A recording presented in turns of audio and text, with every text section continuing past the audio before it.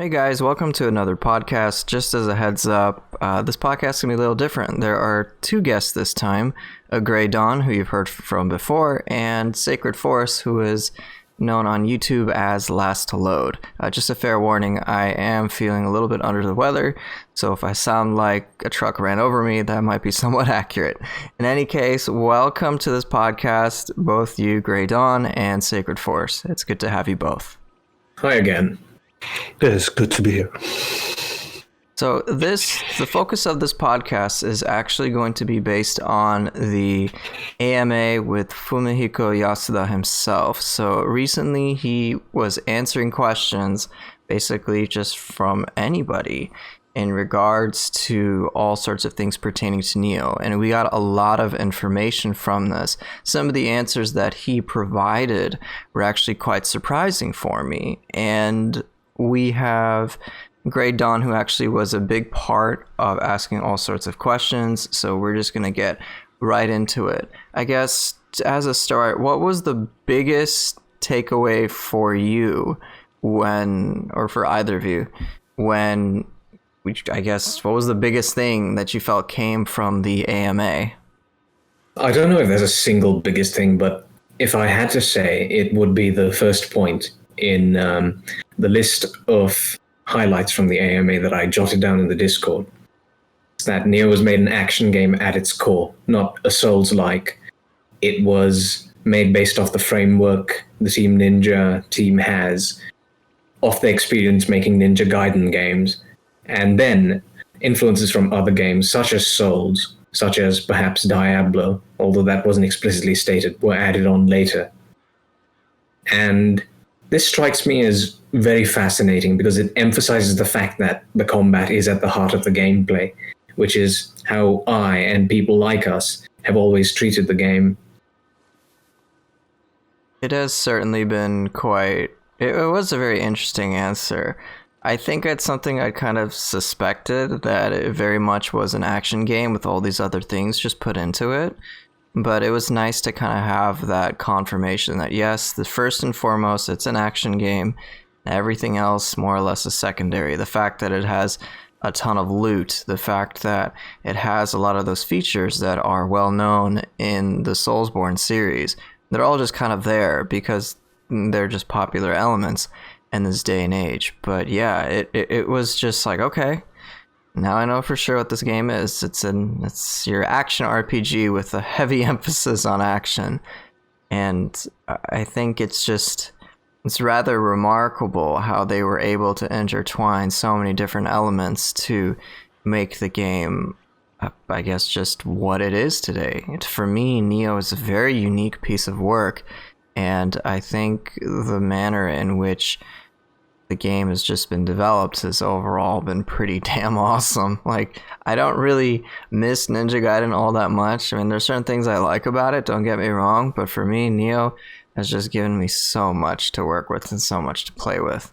What about you, SacredForce? What's your take on this? I do think that Nioh is a good replacement for Ninja Gaiden, while it is under the development of Team Ninja at the moment. And at first glance, I thought it was like just a source core series where it's only but taking all the main aspect of Dark Souls and Bloodborne, and I thought that was only the main point of it at first glance, of course. But as I keep playing the game, as I experience all this new mechanic like stance switching and key pause, I started to feel like it's more like Ninja Gaiden, just a Souls game. And it was quite interesting to see at this point of view, honestly, because Team Ninja was highly inspired to Bloodborne before making this game, at least for the first Nioh. But then you have added most of the main elements for Ninja Gaiden, which is kind of a relief, at least for all of us. I find this a particularly noteworthy point, in fact, the most important takeaway, because there's so many systems intertwined in Nioh, and they're sort of interdependent at this point. In order to get the full experience, you have to dip your feet into all of them but it's the action elements that are dominant.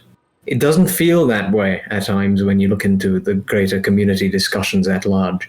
And, when you check out the majority of the content that's posted on YouTube, the action component is highly overlooked. But if you put the action first and if you put the other elements later without necessarily excluding them, then everything sort of falls into place. And, that's what we like to see. That's a holistic experience. It's Nioh with the action that enhances just the regular gameplay. Plus, there's goals given through the loot, and you have significantly more tactical options with all the different builds you get. And then there's all the mini games, shall we call them, like collecting tea vessels and that stuff. Although that's not necessarily a system as such, it's a part of several systems designed to drive longevity. I think one of the interesting things, just to piggyback off what you were just saying, is that the player really can decide how they want to approach this game. Mm-hmm. You have many different action elements, and that is ultimately its core. But if a player doesn't necessarily want to, I guess, treat this like the next Ninja Gaiden, they don't have to. All the build mechanics, all the RPG mechanics are ultimately up to the player's discretion and their choices. This is something Yasuda himself stated. So it is, again, as we suspected, that it really is just up to you. You want to make this game really challenging, you want it to be an action style fest, which is what I do, then go for it. But if you want to play it more traditionally, like, let's say, other Souls games, then you can min-max your builds. And I know channels like Piwar Gaming or whatever other YouTube content creators, like Fighting Cowboy or whatever, kind of focus on the RPG side of it, like, excessively. And the game is meant for many players like that, which is, I think, when it comes to, I guess, a market perspective, probably is a good idea. Be able to have as many different types of people really just feel welcome. And I think our issue, at least my issue, has been more or less that I find, at least in the Western Hemisphere, that the RPG mechanics are overplayed to an extreme, whereas action mechanics and technical sides of gameplay really aren't that encouraged. But again, this game is kind of a blank canvas. It's whatever you want it to be. I think even before Yasuda said it, the balance of action and RPG mechanics were up to the player's discretion. I think even before that, I had pretty much just said, like, you can make this game as difficult or as easy as you want it to be. There's many different things you could do. Your ability to choose your weapon level is always there. The game isn't standardizing everything. You can have crazy overpowered weapons, and even without that, you have many sorts of magics which are meant to assist players who don't want to deal with a lot of the stress. You have mechanics like Sloth, which I personally don't enjoy, but I think is overall good to have in the game in case somebody wants to be able to use that. It's an option and it's not required. You're not really required to do anything. You don't even have to do burst counters in this game if you really don't want to. Are you encouraged? Yeah. But as we've seen on many other YouTube channels, at least for the longest time, and I still think this applies even today, you could be in mid stance the entire time, spamming one skill, and you can beat the game. I mean, I've done it in Nioh 1 with Flowing Shadow, so Nioh 2 really isn't that different. Nioh 2, I think, now has the power of Soul Cores, and one of the joking builds, so to speak, is Dragon Dance with Takimaru. And you can just do that. If that's how you enjoy the game, then the game will pretty much allow that. I think one thing the developers are trying to encourage in general is just branching out and having a more diverse experience, which I think is definitely a great idea. Something funny about the loot stat is not only focus on the stat to increase your attack power or defense power or anything. It's more something like it alters your gameplay. Like, for example, if we really want to have enable feature like enable unlimited shuriken throw, you can enable it. It's normally a feature that you can activated in an action game. Like you turn it on and you have infinite shuriken from. Then in Nioh, it comes as a form of build, and that you have to gather pieces in order to activate it.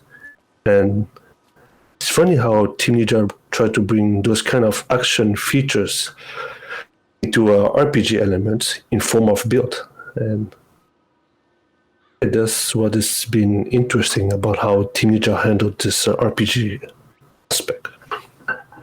For sure. Oh, and Nioh, I think, has upped the interactivity between those two elements far better than Nioh 1. I mean, you have stuff like versatility, Death Dancer, Rock Solid for the Asura build, which Sacred has pioneered.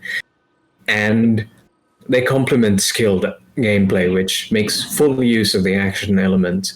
And there's also other stuff like extended dodge range, the ultimate strength stat allowing you to block on key balls with any weapon, and ultimate courage just making it easier for pretty much any skilled player trying to get in more combos. So basically there's a whole variety of things now that allow you to choose your playstyle far better. So you aren't even necessarily rejecting things, just to stop yourself from getting too powerful on the level of gear. You're incorporating things that complement your playstyle, which don't necessarily break the game for you if you're a skilled player, which is great. I've certainly enjoyed it too. I know when I saw Amino Uzume's Grace, of course, Death Dancer is a really powerful effect, but I really have just been interested in the fact that on demand I can move faster and recover ki faster. I saw those and I just immediately was sold. Like, yeah, I want the 4-piece bonus because it's so game-changing for a player like me. But just the Ethereal Graces and now the ability to mix and match sets is significantly more meaningful, and I'm really happy about that. So just as you said, Sacred, it is interesting that they have put certain action-based elements behind certain pieces of gear, and what's extra nice is that a lot of these game-changing ways are not necessarily locked to like a 7-piece bonus. It's like 3-4-piece at most. If anything, most of the power comes towards the very end of the set bonuses, which I'm okay with because I don't particularly mind. I mean, could you imagine having like 3-4 different sets stacking all their damage together? That would just be crazy. So I definitely think they found a way to not only keep things overall pretty balanced. Well, balance is a relative term, but overall things pretty sane. And at the same time, having players get to tap into these action elements pretty easily. And so I've been pretty happy about that. Which Grace have you been messing around with recently? I know you're... Just one thing I'd like to say. Wouldn't it be crazy if someone found a way to use Versatility, Death Dancer, and Rock Solid at the same time? Man, I'm so glad that's not a thing. Oh, I'm sure. Right, Sacred? Right? Yeah, I wonder who found it. It's quite OP, I think. 170% damage, that's a lot. Yeah, menu swapping tech. First you come up with evasion cancel, and now you got menu swapping tech. Yeah, it's unfortunately a source tech, from swapping here. Ring swapping. You get a parry, and then you'd open up the menu and do 7 different inputs in half a second, and then you do the riposte. So, are we now officially... Go ahead, sorry. Especially after a parry, you switch in gear for maximum damage. So, I guess for all those Nioh conspiracy theorists, does this mean Nioh is actually a Souls-like because it has the same tech? I mean, it is, but the question is the tech Souls-like? I don't know, man. This is too deep for me. There's at least 2 other techs that I've carried over from Dark Souls, and they are the Ravioli Step and the Burrito Combo. Don't ask me what those are. I'm not going to. Nah, not. How did you come up with the Asura mode build? I'm curious. First off, I was just testing the Akala set most of the time, and I have some viewers checking it out, like the biryani chicken is also Yes. a good Nioh player, and I was just experimenting how Akala set work with various options like getting attack, how to activate effect. Like I thought it was just only melee attack, but for some reason it's also activated with magic and ninjutsu for odd reason. And then I just kind of at that point I was curious if it was possible to keep that effect active. Because I remember that with the versatility set, it was not possible to keep that effect active. So I was basically curious to see how Akala's Chris goes with that build. And apparently it did work. For odd reason, again. That's crazy. Then I just tried out the Amino Uzume Grace for it, and it was the same. It's for some bitchy reason. It's so weird. I remember when I saw it, I thought, how are you able to put all three together? You have versatility, you have Death Dancer, and Rock Solid. And for me, just thinking about how it works all mechanically is pretty nutty because Akala's Grace and Amino Uzume's Grace work pretty much oppositely. If you never want to take a single hit when you are working with Amino Uzume's, and then with Akala's, you want to make sure you're blocking. So it was interesting seeing how you generated the stacks all together, and then just, as you said, 170% plus damage pretty much at peak form with the versatility. And I'm like, what the hell is even going on? This is crazy. It was pretty wild to just see how you pretty much capped out on damage there. And that's not accounting for the fact that there are things like confusion and whatever else that you could add into the mix. And it's just like, okay, I think you've officially broken the game now. Yeah, this kind of make me feel like a new builder YouTuber or something. Oh, yes. SacredForce Gaming channel. Let's go. No more tech for me. No more tech. Just build tech. Just build tech. Cheesy tech. Well, no. Yeah, there you go. Cheesy build. Sad change, but it has to be. You know, speaking of tech, one thing that was actually very interesting for me to hear from Yasuda is that the Nioh developers, they are actually inspired by player tech. No, I think at some point back, we had jokingly stated after the item cancel, when item cancel was first kind of making waves, and then Saito Toshimitsu comes up, we're like, oh, he's the item cancel boss. Now, after hearing Yasuda say that the devs are actually inspired by player tech, provided it doesn't break their fundamental design, it actually lends credibility to the claim that Saito Toshimitsu is the item cancel boss. Like, they might have literally made him that way because they saw item cancel tech. And I think also, on top of that, it pretty much means item cancel is definitely going to stay. They haven't taken it out of the game. They haven't taken really any tech out of the game whatsoever. All they've done is fix bugs. And buff the feathers. And buff the feathers, apparently. Yeah, there's a lot of things that they actually intend. And even though they're behind the scenes, I think their more or less hands-off approach to specific game balancing issues has allowed a flourishment of players to just do whatever the hell they want. I was very surprised, actually legitimately surprised, that Gozuki's key damage is intended. Like, that's what he said. That's what Yasuda said.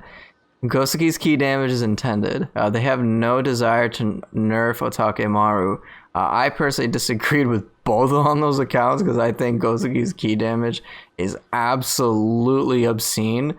But again, if that's what they intended, it's not like my word is going to be any more valuable. It's not going to be more valuable than the freaking director himself. Yeah. So it's going to stay. Otakemaru's damage, they've nerfed it a few times, but they definitely want it to be the most powerful soul core, which I agree with. I certainly feel it should be the most powerful. I just think that there's in my opinion, a more meaningful way to like make it powerful. Like right now, I just see it used as spam in the background, like, and that's about it, as opposed to a big power move. I think I've stated this like 50 times already, but I'm in favor of boosting its damage, but triggering an animation lock and maybe even modifying it so that it's a channeling ability. And you know how with soul cores like Wheel Monk or Wyra, you have that ability to dictate how long the soul core lasts? I was thinking kind of the same thing with Otakemaru. So you have a guaranteed amount of, I guess, Sanmyo Storm, but if you choose to channel it for a bit longer, in the same vein that Otakemaru does, you have like Otakemaru will follow the target or something. Just it would have a more powerful effect. I don't know. It's something more interesting than what it is now. Because I think for me, the reason why I don't use Otakemaru, aside from the fact that I perceive that it does too much damage, is just that it's, in terms of interest, it doesn't really capture mine. Gozuki at least has this like interesting factor, but I feel like Otakemaru, at least in the present version, is just not the most interesting to me. But again, that's just an opinion, and opinions are like assholes. Everyone has one. Right. Sooth really took the bull by the horns when he asked that question about Gozuki.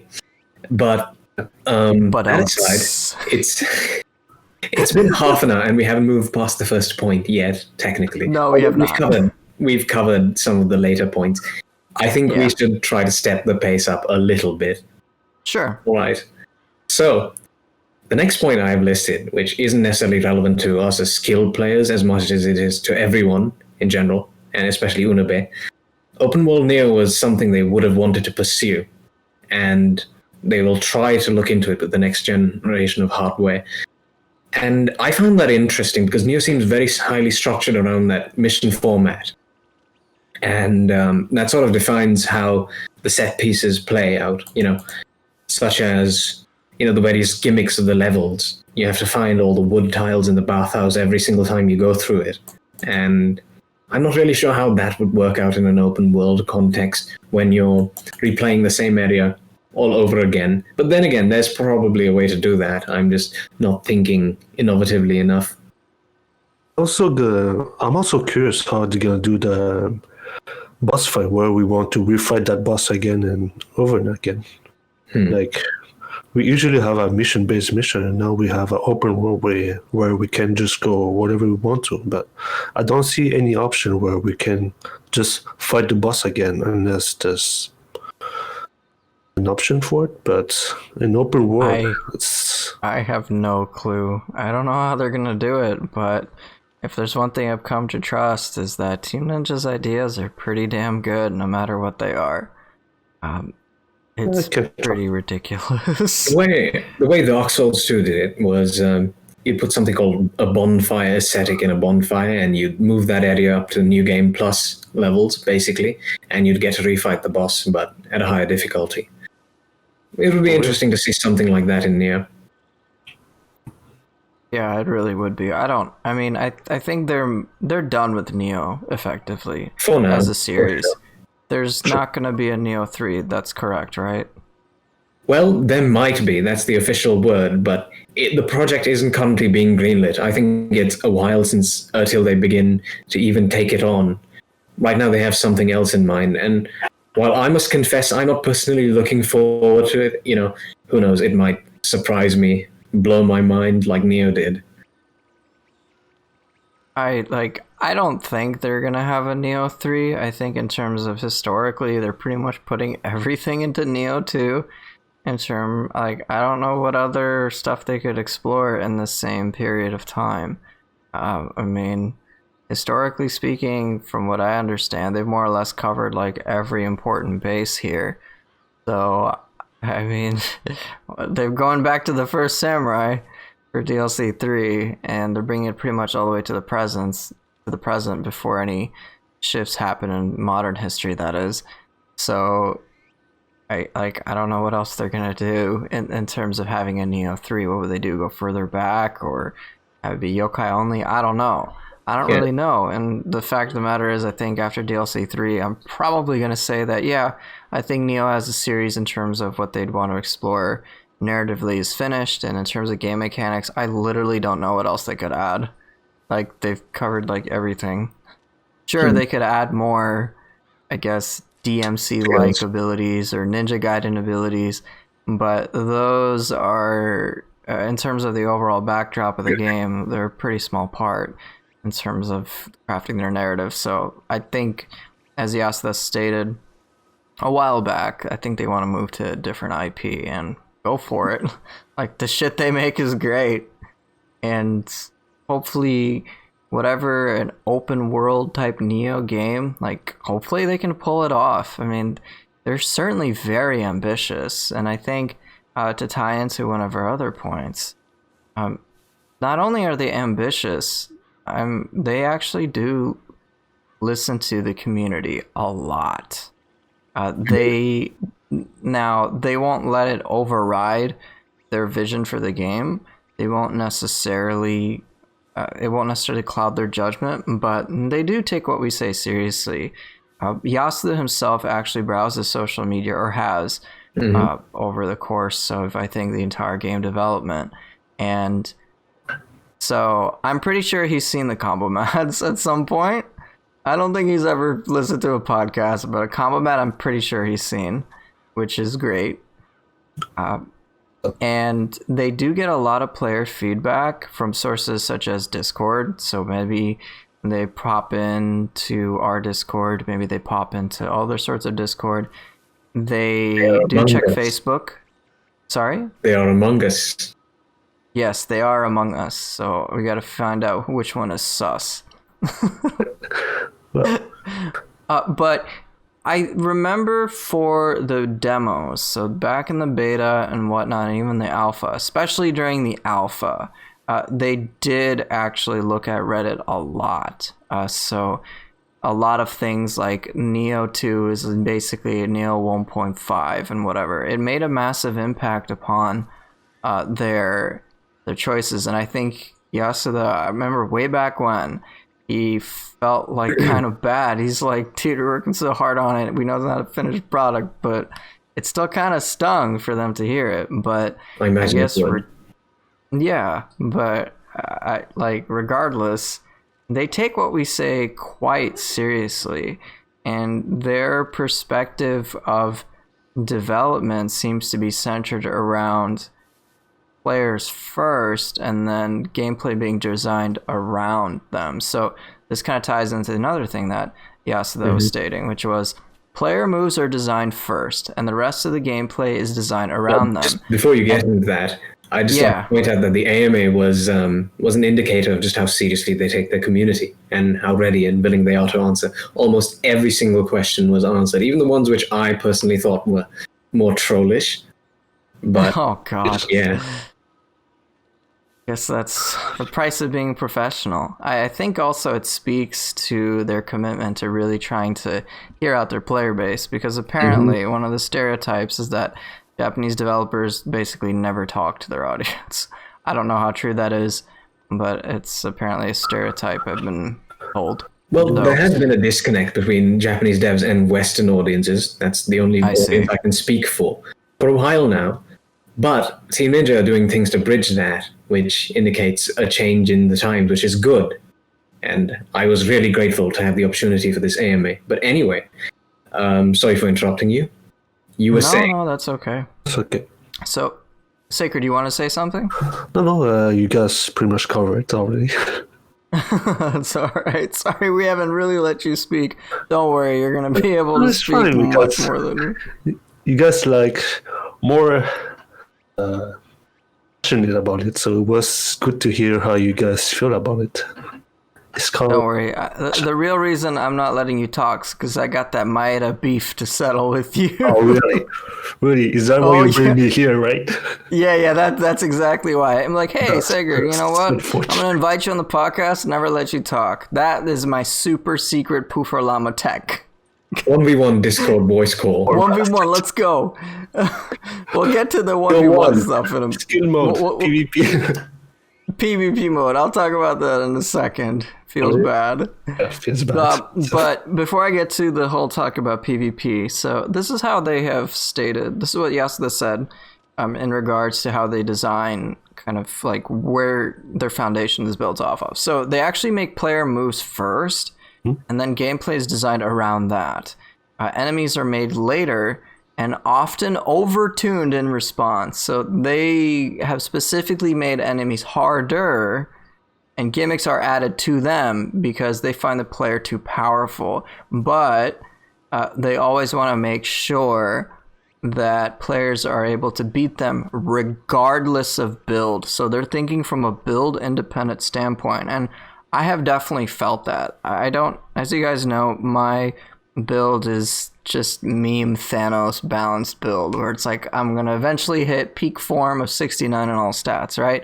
And I've been able to handle the game, so this very much lines up with my general, again, thoughts that this game you can pretty much handle it. You don't even need a build and you can handle the game. And so they do actually balance the game around that, and then players can decide how much, as we stated before, how much they want to go into the RPG mechanics. So that's been very interesting to see, just to kind of get into the driver's seat for the developers, and that's pretty awesome. So we know that when they were thinking about move sets for the claws, they were thinking about how that would feel for the player, and then and then starting to layer in how enemies respond to it, and so on and so forth. So I think a lot of the things that I may complain about are in fact very much intentional from them. And so having just this confirmation has been very helpful.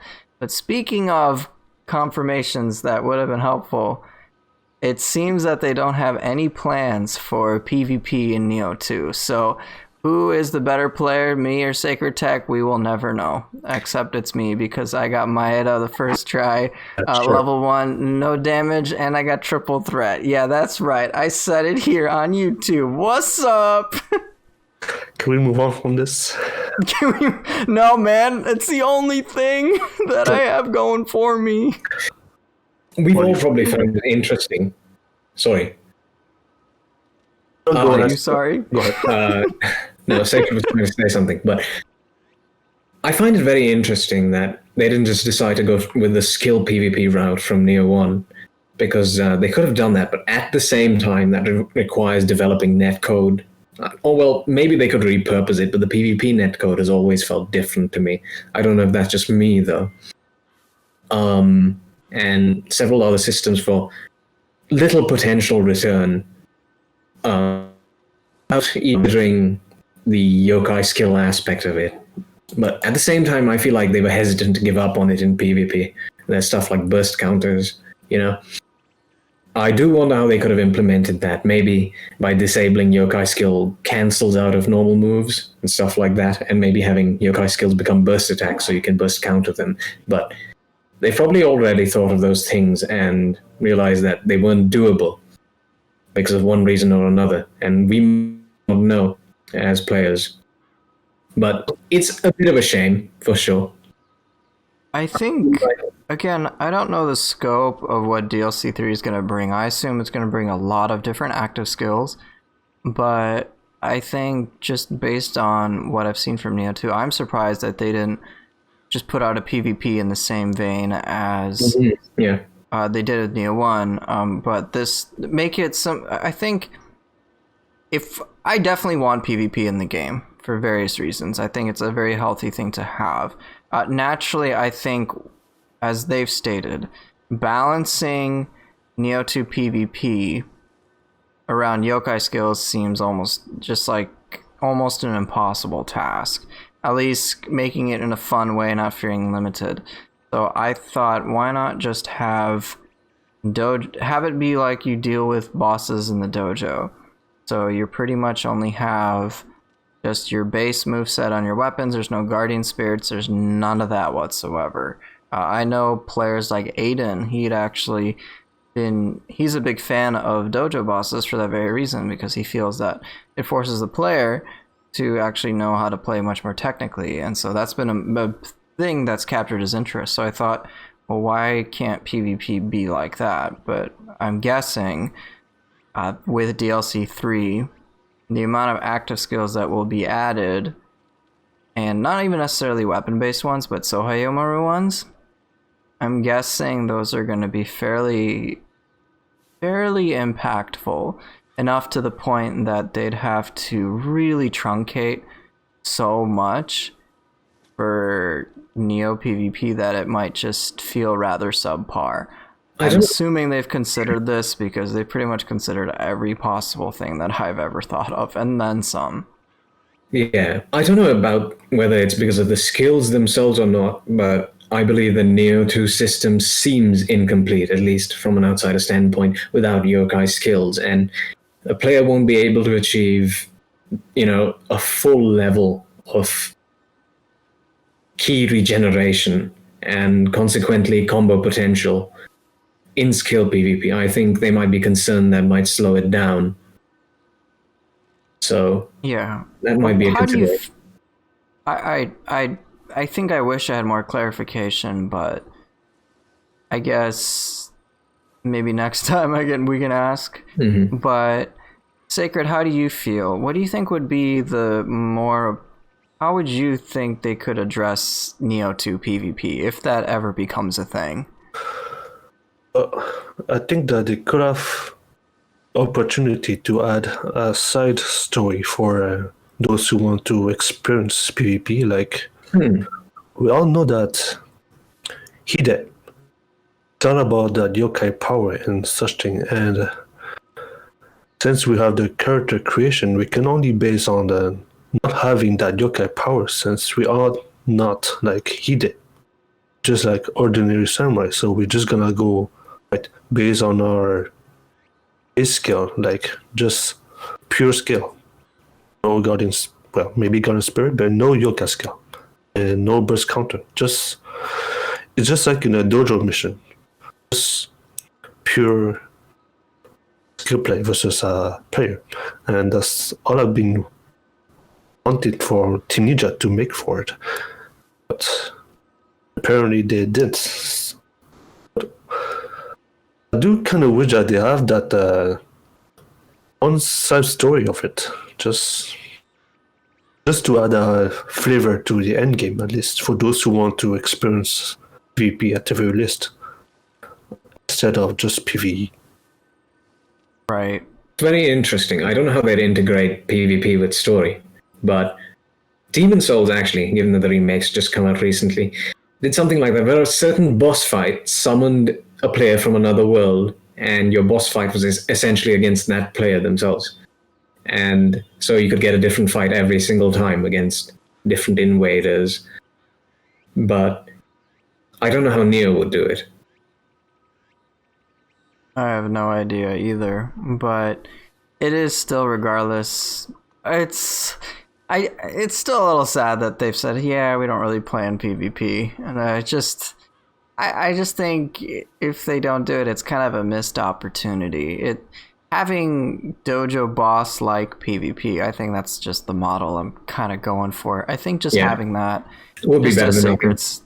Yeah, it would be better than nothing. I think the yokai skill part is certainly too difficult to balance, and just being able to play in the same way you can play in the dojo, I think would be more than sufficient for a skill-based PvP. Then Sacred, only then could he actually destroy me. I mean, you would, absolutely, because I don't know jack shit for tech, and that's why I talk about things that are months old, because I have nothing else to hold on to. Should be grateful.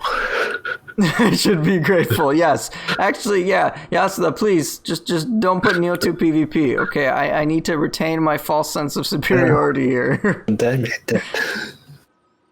But yeah, I do hope, though, they do at least put in that type of PvP. It may feel bare bones, but I think that would be just really awesome and really fun for the game. And I think it would really force players, at least who got into skill PvP, to actually get really damn good, because being able to manage your ki, being able to play aggressively, and just do all those things that players like Sacred can do, it requires a lot of it requires a lot of skill, so it really would harken to the skill PvP side of things. So I hope they bring it. I really do, but if they don't, I guess I can understand. Well, they won't, but something like the player himself versus another player, no gimmicks, no skills, no tricks, would be quite nice. And in the same way, Sacred has done a no damage boss run against every single base of game boss at around release. So that was pretty interesting, actually. And I think it was a different experience from how people normally play the game, but it definitely worked. It was Nioh 1 style, but with less forgiving ki. I think it would be easier in PvP, though, because enemies in PvE are designed around yokai skills and burst counters. Yeah, yokai are pretty much the main theme of Nioh 2. So I do think that they're going to bring maybe PvP back in a newer IP. This is what I'm guessing the most. I hope so. I really do. And I guess we'll just have to see. Maybe, I mean, it is probably never going to happen for Nioh 2, but who knows? They might have so many cool things in DLC 3 that we may not care. I mean, a lot of the issues I had just playing the game up through DLC 1 were pretty much made moot by DLC 2. And with DLC 3, they're going to include a whole lot of stuff we don't know about. An Abyss is definitely coming. That much we know. A better version, that is. They just briefly mentioned it in like their little poster teaser. Just like end game content. I'm like, yeah, that's the Abyss. They're so low key about how they present things. But one thing that they were very clear about, at least for DLC 3, is that they're going to have an Easter egg for a character inspired by the Dead or Alive universe. So they'll, in the same vein in which DLC 2 had Ren Hayabusa, they'll have some sort of character, probably a boss fight with a hidden skill drop or 10 or whatever. And yeah, we'll get a character like that to maybe fight or spar with. So they're definitely very much aware that their fan base enjoys all the Easter eggs, all the cameos, and so they're finding a nice way to incorporate them into just whatever content that we get, which is certainly pretty damn awesome. Have either of you played Dead or Alive whatsoever? It's no. Something I haven't at all. I just know it's like microtransaction crazy or something. Well, I think it's a pretty safe guess that we'll get swimwear options in Nioh for DLC 3. Oh, yes. Yes. Swimwear options. That's... Character can't swim, but we'll get swimwear. That's a very Nioh thing to do. Probably no. Hopefully. Say what? Probably in the open world, hopefully. Yes, open world swim tech. There we go. I mean, I hate when the character sits in the hot springs with his loincloth like that. It's just gonna get soggy. I mean, you get the idea. Yeah, I'd rather get soggy from a hot spring than from the blood of yokai. I mean, I don't know. I don't know why I've obsessed over bringing this up.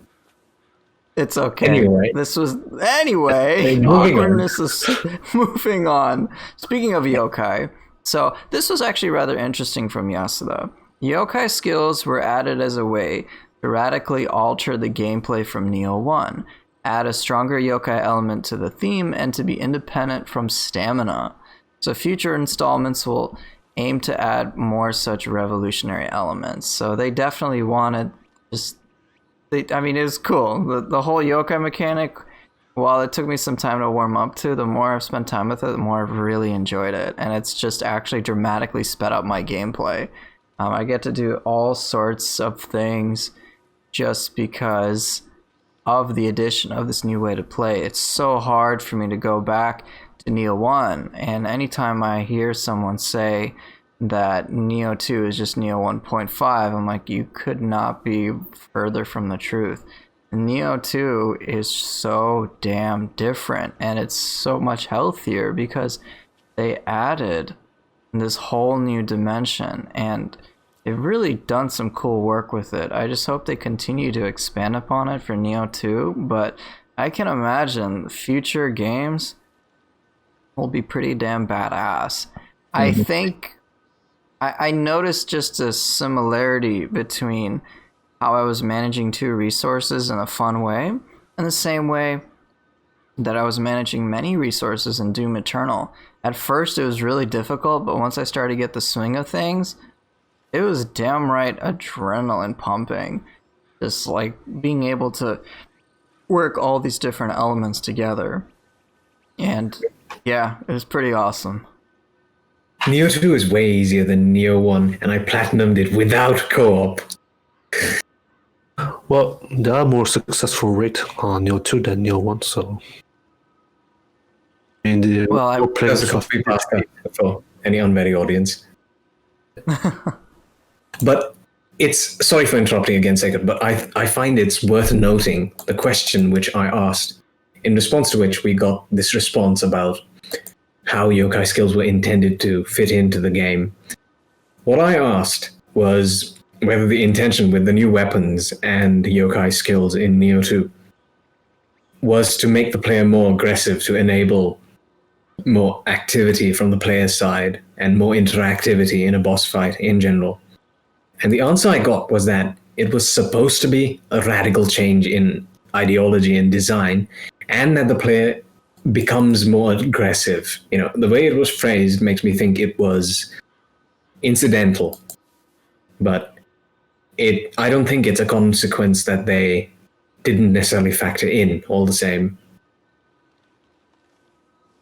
It is rather remarkable still. They've considered so many things that, again, pretty much the entire player base has thought of.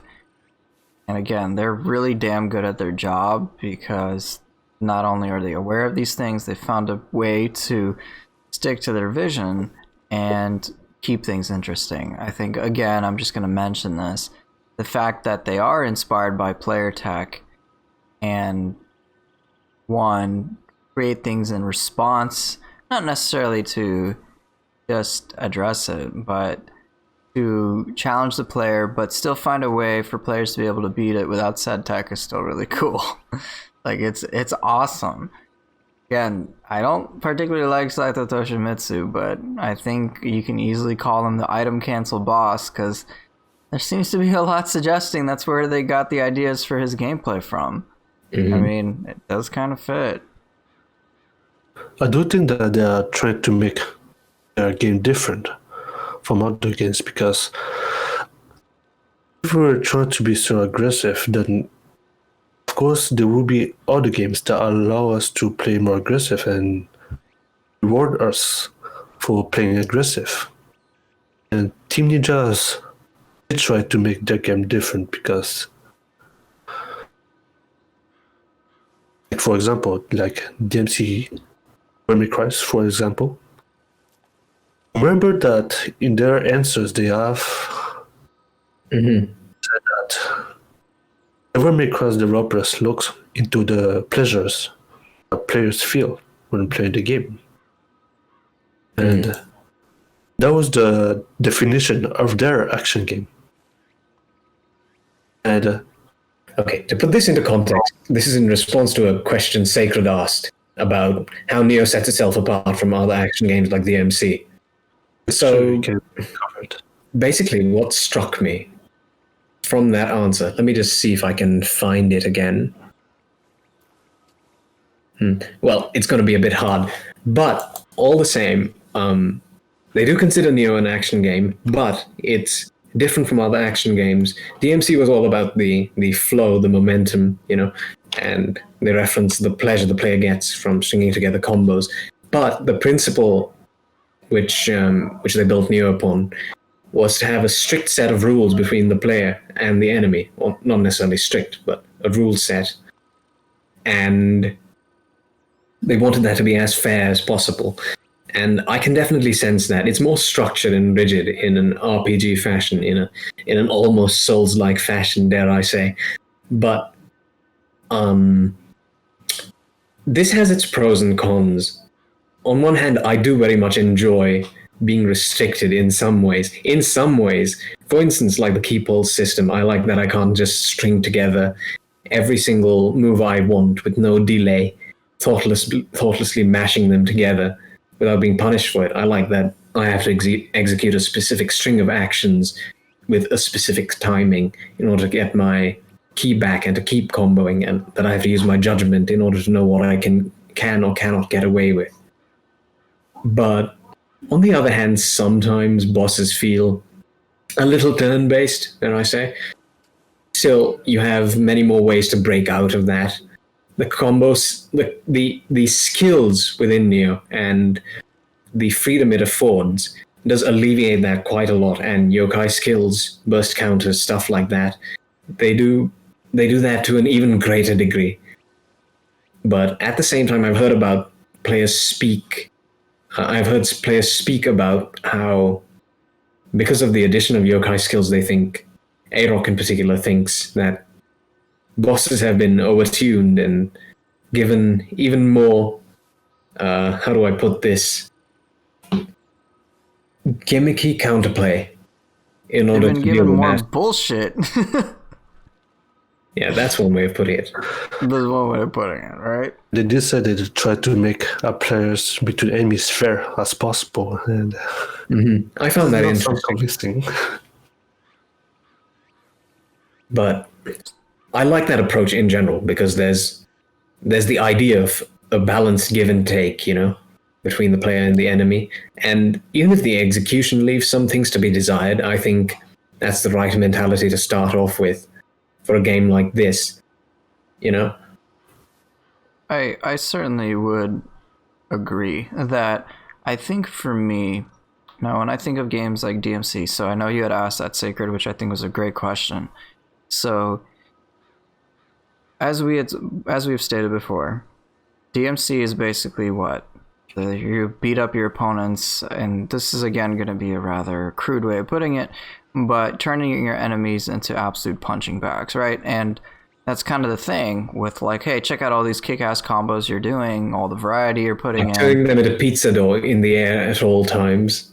Right. I know it's been pejoratively considered air juggling simulator and this and that and whatnot, and you get like your smoking sexy style rank and whatnot, and so it's very one-sided in my perspective, whereas games like Ninja Gaiden, they are punishingly difficult. And I think even in Nioh, assuming you don't have crazy RPG mechanics on your side, the game is pretty damn difficult. So for me, and naturally I'm going to be biased about this, I have found games like Ninja Gaiden and Nioh more appealing because my enemies can retaliate, so that when I'm able to pull off satisfying, stylish gameplay, it feels that much more meaningful because there was a more meaningful challenge behind it. Definitely. And so that very much separates it from me, games like DMC or whatever. That was the definite appeal for me in Nioh, which other action games did not seem to provide outwardly. But all the same, having played Nioh more, my favorite enemies to combo on are pretty much the basic human mooks, the small ones, the ones that get stun locked with each and every single hit and are easiest to guard break. They feel the most fun, at least to combo against, and more challenging enemies become more restrictive. And I definitely get the appeal of, making them harder to play against and less of a pushover. At the same time, I feel like there is a little bit of interactivity that is lost. Obviously, it's still possible. I still enjoy playing against many other enemies on a good day, and I find there's a lot of possibilities against every single one of them. A lot of them, a lot of possibilities. But yeah, at the same time, that balance is a tricky thing. Player ability versus enemy challenge. It is quite tricky. I've actually noticed that the enemies that I enjoy in the game the most have kind of they kind of fit, I think, the perfect sweet spot for how Yasuda felt the relationship should be between player and enemy. I've enjoyed the boss fights that I perceive to be the most engaging and the most fair. So if you've ever popped in my streams, you may notice like bosses like Shuten Doji, I die a lot, and it's not because he's particularly difficult. He's, all things considered, pretty slow. But I'm, truth be told, really not that engaged, and so I get pretty reckless and pretty impatient because I kind of just want the fight to be over because I don't really care that much, all things considered. But then you'll notice on bosses like Yoshitsune, who in my opinion is significantly more difficult, but also like 20 million times cooler to fight. Like, I am significantly more engaged because there's just such wow factor to everything. And it feels like this really engaging puzzle to figure out what his windows are. And the more time I've spent with him, not only have I perceived that I've gotten better at his fight, but I've been able to do a lot more stylish things that I just would not have thought of before. Whereas with enemies like Shuten Doji, they're really apparent. It's like, okay, the dude has like every open window possible, but I'm just too lazy and I just don't really care about it. But Yoshitsune is very different. He is hard. I mean, and there's a lot of moments you can attack him, and he's actually pretty fair, but he's also really difficult too. I remember the first time he just wiped the floor with me because he does things so quickly, but once you take the time to learn him, it was just such a fun fight. So you'll see, even to this day, Shuten Doji, I'll die a lot no matter what.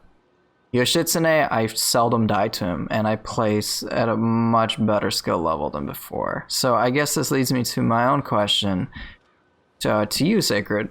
What enemies do you find the most interesting and most engaging for you?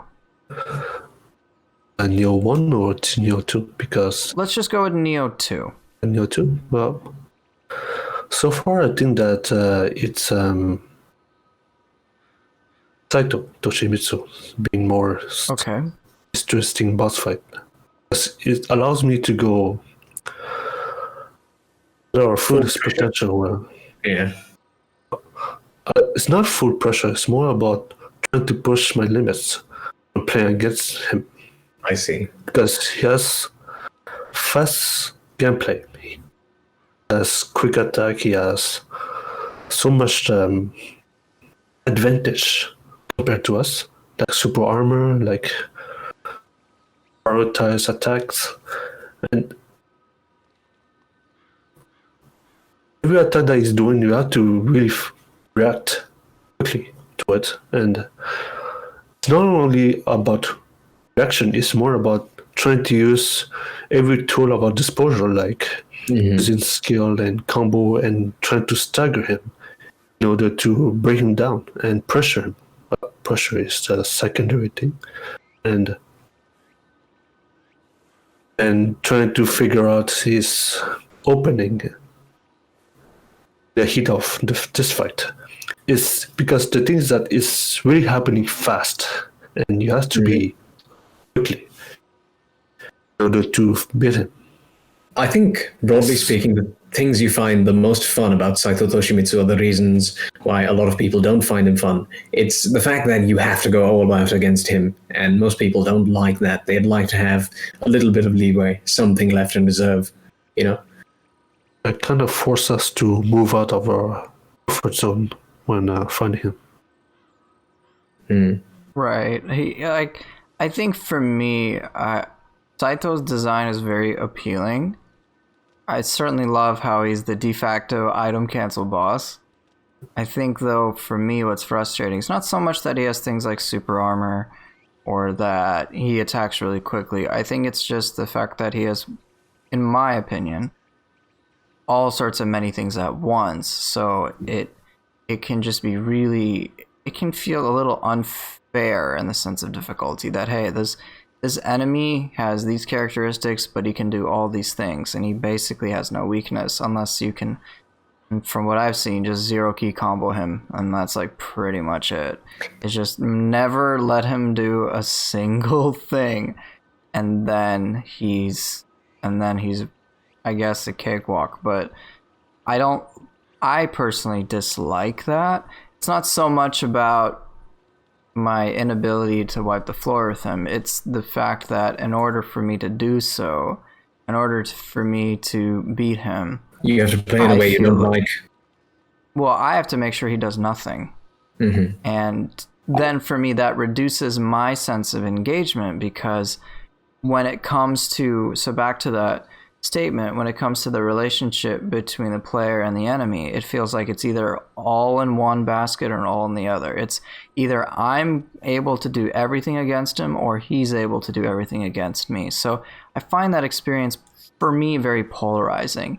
Do I like the fact that I'm being tested? Yes, I do. But for me, Saito Toshimitsu is, anytime I've beaten him, I've never really felt satisfied doing so. I always feel like, yeah, the only way I beat him is because either A, I got a bit lucky, or I pulled something off in a lucky way, or I just made sure he did nothing. And my weapons of choice to pretty much prevent him from doing anything have been Tonfa Split Staff, like almost all the time. And every video I think I've seen of absolute domination against him has pretty much been kind of the same thing in terms of making sure he does nothing. So that's why I dislike the overall sense of the fight, and I think that's fairly congruent with what Yasuda was aiming for having that kind of the fair fight between the player and enemy, even if it pushes you to your limits. I like my limits being pushed. That's why I like Yoshitsune, because he pushes my limits, and it's why I'm even cool with bosses like Raiko. She's overall pretty tough, but it's like one of those fights in which you gotta pay attention if you really want to handle it stylishly. But still, it is rather surprising that Sacred, you do really enjoy Saito Toshimitsu. That's not something I would have expected, but it's still a very interesting take to have. What about yokai enemies? What yokai enemies and or bosses are the most appealing for you to engage with? What was his name again? Hide's brother? Saito Yoshitatsu. Yoshitsatsu. Oh, yeah. In one of the recent highlight... Sorry. Does he count as a yokai? Shiftling. Shiftling, sure. Shiftling. I mean, if that interests you, then okay. Do you like Saito Yoshitatsu? Yeah. I like funny how I did not expect that at all. So what makes you like that enemy? Because he has so much option at his disposal. He can have 3 weapons at a time. He has all the gun spirit, which I wish we could have. A-Rock is jealous right now. Yeah. A-Rock agrees. He wants 3 guardian spirits, 3 weapons. I mean, they got Saito Yoshitatsu, so you never know. But please, so from what I'm hearing, the fact that you've got 3 different weapons to fight against, 3 different guardian spirit types to deal with, so that makes it so whenever you fight Saito Yoshitatsu, you're like fully there, fully engaged. He also has a lot of option in order to counterattack. He has this fast grapple, and you have to pay attention to his weapon switch, and especially which weapon he's using. Okay. It's also it also doesn't allow you to combo infinitely to him. Is always keep transforming in order to stop all the pressure that you're trying to put to him. And that's what I like about it, because he's not just a punching bag. He's more like a fighter who's just fighting back. He doesn't let us do whatever we want to. I see. So it seems like your metric is a bit different from mine. You want your enemies to really be able to fight back by almost any means necessary, to be able to retaliate, just as you said. Whereas I seem to focus more on my character being able to do things, and you're thinking on the other end. Now, I guess another question then is, so technically you did provide a yokai enemy, but I mean strictly yokai, no shiftling this time. All right. What yokai enemy interests you the most? Ryomen. Ryomen? Yeah. And why Ryomen? Actually, let me think about it. In the meanwhile, let me just point out that Sacred has a great Saito Y fight on his YouTube. He put out an highlights with a highlight video a while back. Yeah, Sacred, you have a lot of crazy videos straight up. It was a good sparring session. This is a good sparring partner for me. Yeah, I think everything's a good sparring partner for you. Well, except me. I'm a pretty shitty one, but yeah, I mean, the way you've put together all sorts of fights is good. I found a new sparring partner will be Ren Hayabusa. He's a bit more fair to fight with. It's honestly has a few more opening compared to Saito Toshimitsu because of his jutsu. Right. Especially when he uses Flame Dragon or Umbra Bullets. Not to mention, you can also knock him down. That thing's also fairly surprising. I've seen... I guess, for me, Ren feels very unfair, but I'm actually more or less okay with it because he is supposed to be from Ninja Gaiden, and kind of what I expect is for him to do Ninja Gaiden type things, which is exactly what he does. So basically from Ninja Gaiden. Yeah, I mean, he has Flying Swallow. I really hope we get that ability. I think we will unlock Flying Swallow in DLC 3. I'm pretty sure about that. But yeah, it's like anytime I fight him, I'm like, yeah, he definitely feels like he's from Ninja Gaiden. Like, Jin Hayabusa was one thing in Nioh 1. But yeah, Ren is like so much more difficult. Even the burst attacks are like, I mean, if you screw those up, you're pretty much dead. There's no room for error. You run out of ki, you're dead. Like, it's crazy difficult. But I've seen some players already figure out how to shut down human AI, which has been rather surprising. I think it was a video I shared on YouTube via community post, but there was a player who was able to reliably pull off abilities like Severing Spin. I'm like, I don't even know how it's possible, but I guess they figured out sort of the overall trend with how human AI responds. He applied the same tactics to enemies like Imagawa, just like anybody, even Sakata Kintoki. I'm like, what the hell? How are you guys figuring this shit out? So it's definitely been interesting to see how there's been a shift from human opponents, but there seems to be an overarching theme for how they respond. And Ren Hayabusa seems to be no exception to this rule. So I can say this for absolute certainty. I'm pretty damn excited to see how Sacred you're going to pull off a pretty sick tech-savvy fight against Ren. It will certainly be something to behold because it's a very, very fast-paced fight that really puts the player on. Like, you really have to stay on your toes the entire time. Master Samurai versus Master Ninja Part 2. Yeah, pretty much. It's also a good way for me to push on my limit as well.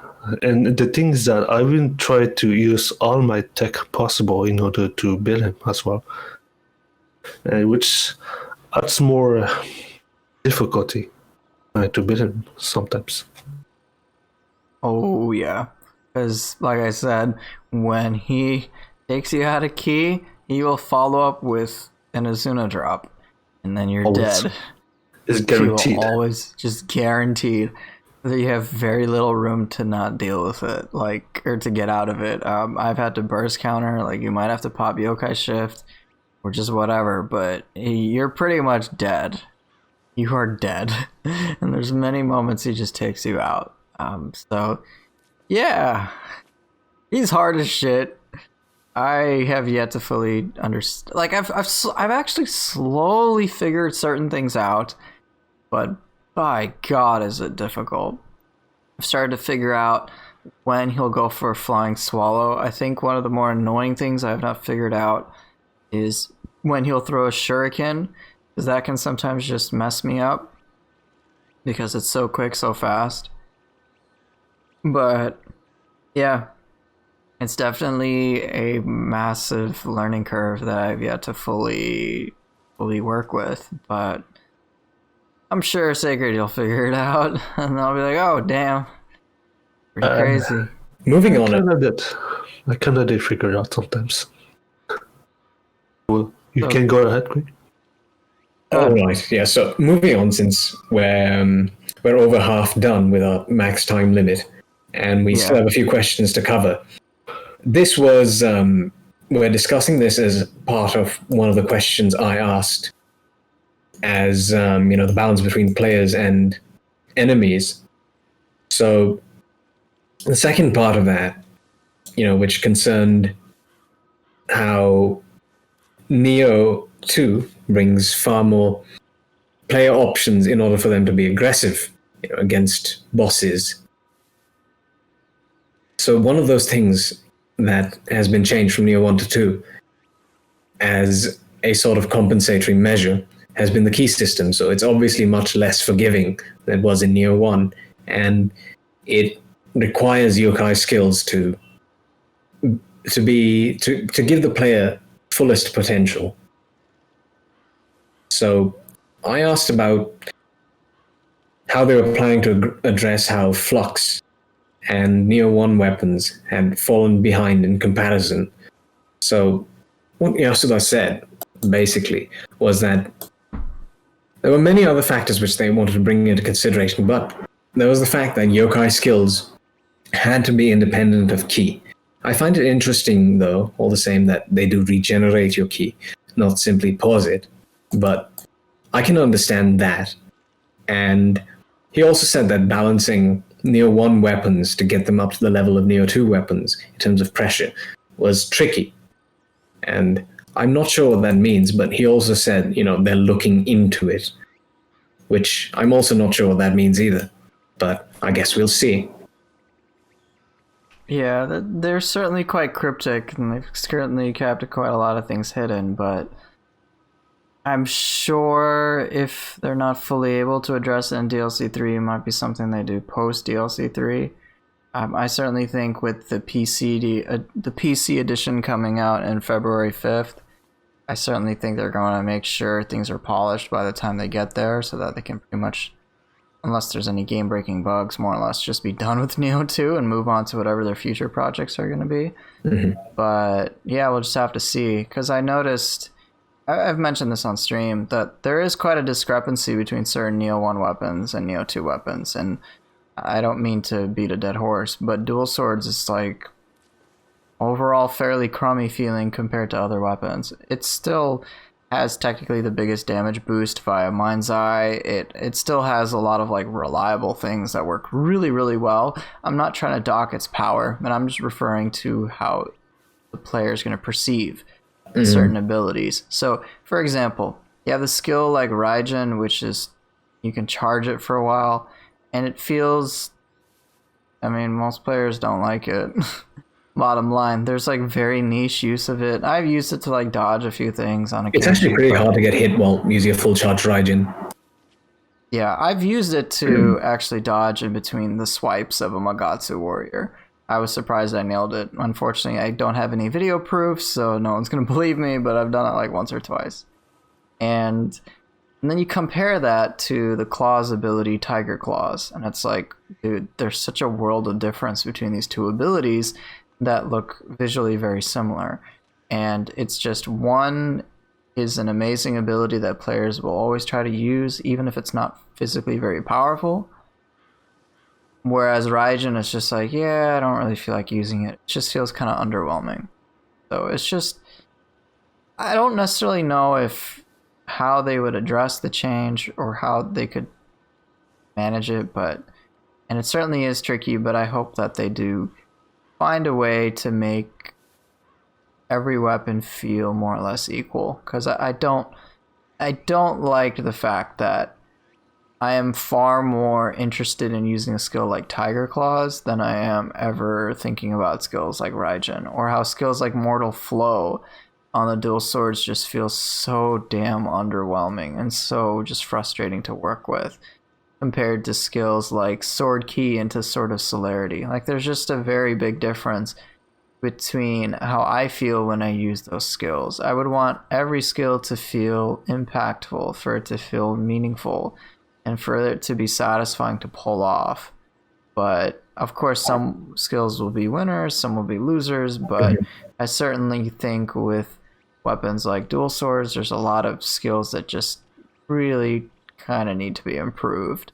They've given the sword a lot of juice in that regard, and here's hoping that they give other weapons the same treatment and all the old Nioh 1 weapons even more across the board. Hopefully. I really hope that's the case.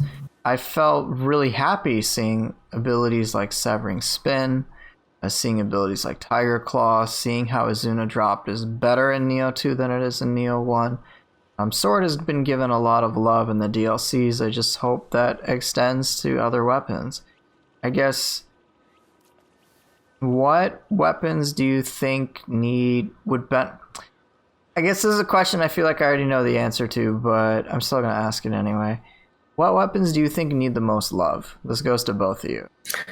Well, the axe lacks skills, and so does the dual swords, but there's other weapons which suffer in other regards. For instance, the Switchglaive is very poor against guards, since a lot of its attacks count as strong or light attacks and not skills as much, such as the stance change attacks. And without parry disabled, it suffers a lot. I've also discussed this with Bonhomme, but the spear also seems to be lacking in options versus guarding enemies. More so, according to him, than it was in Nioh 1, which is interesting. So I think every weapon has its own little challenges. BSG said a while ago that he thinks the Kusarigama is the weakest weapon in Nioh 2. I'm not 100% sure why, but I mean, there's that. So, yeah, hopefully they overhaul the base game weapons. I think Kusarigama, weak in what regards? Like, I don't know. I guess power or variety. Kusarigama is a very technical weapon, but I've seen some things with it, and I know when I've seen Sacred play with it, he always plays with it really damn well. I'm a Kusarigama main. I love that weapon to death, and I think it's a very powerful weapon, personally. I think BSG was speaking more in terms of tracking. Kage is another person who doesn't like the Kusarigama, specifically because it's underwhelming in comparison to how it was in Ninja Gaiden, but that's a completely different argument. Right. Dual swords in Ninja Gaiden was just absolutely obscene compared to the way it is now. But from what I've seen with Kusarigama, I'm not the most proficient with it, but I've seen some really damn good play from players like Sacred. I think it's so. Amazing. What about? Yeah, I'm just like, he's the guy that can show how great this weapon is. But onto you, Sacred. What do you think would benefit from certain improvements, or what improvements do you think? Well, just go ahead, just speak. Because my brain is clearly flat. First off, I do think that the Kusarigama is actually a good weapon. He has the damage, has the key damage. He has very good debuff apply, and fast as well. I do understand how the problem is the tracking when using the evasion attack with it, but it can be easily solved with evasion cancel if you can do it, but that's besides the point. I do think that the weapon that need to work the most is the axe, at least, where how lacks of variety when it comes to attack. It does a lot of good result in just a simple moveset, but you can get those when it comes to playstyle. Playing with it, there's only but a few moveset that seems to be viable using the axe, like just high stance, strong attack, or just technique strength. These two deals like a lot of damage and key damage at the same time in such a short time, and especially Earth Carver is very simple, just good range, good damage, and key damage. And that's why Axe needs a lot more moveset. It needs more love. I feel like I get that dual. I'm not done yet. The dual katana also needs some love because this always seems to be only God of Wind seems to be viable when it comes to key damage. Because it's good versus yokai and human. And what I find it so far is that it is the only skill that seems to be good at breaking key. And for damage, you can either go for a Cherry Blossom or a Water's Word. It's purely for damage, and if one more damage, you can use Mind Ice for it, which kind of simplifies the weapon as a whole, just in this 3 moveset. And I do think that the dual katana need some love for the final DLC. I see. I think it is interesting that you mentioned that, and I can't believe I didn't think of this until this point, but you just mentioned that God of Wind seems to be, I mean, it's a great ability, but it seems to be really the only real key damaging thing that Dual Swords has. And I'm trying to think of other things that work, but skills like Windstorm are really only effective against guarding enemies. Yeah. Even really not that much. Mortal Flow is whatever. Raigen's whatever. But yeah, it all pretty much boils down to God of Wind. That's like the one ability that you... it's a great ability, but it's like your all-purpose ability. Dual Swords have a lot of skills that are good at break, but not nearly as good at key damage. And with the axe, I find that I can get a lot of use out of its full moveset, but it really does not have much of a moveset. Most of its skills are whole triangle skills, which causes a lot of conflicts. I do find that very interesting how you stated that, Sacred. It's just, I guess that might explain why whenever I've played the Dual Swords, I actually lose interest really quickly because I actually have very limited options to pursue key damage. Whereas with weapons like the axe, since key damage is never an issue, because it's a lot stronger than it was in the first Nioh, I always feel like I can play around with many different things without having to rely on one skill. So just for fun, I've been using Rumbling Earth and Lumber Chop because they're insanely long animations, but they're fun to throw out. But yeah, so I guess thank you for making me aware of something I didn't know. Now you mentioned Lumber Chop, I'll also be using that for pure damage as well. It's fast. At least when you cancel it with the Yuka skill. Oh yeah, definitely. I'm really happy that Axe overall got buffed in terms of things like Lumber Chop. If you do a full charge of it, you actually track forward. You can get that hit. I find that pretty nice.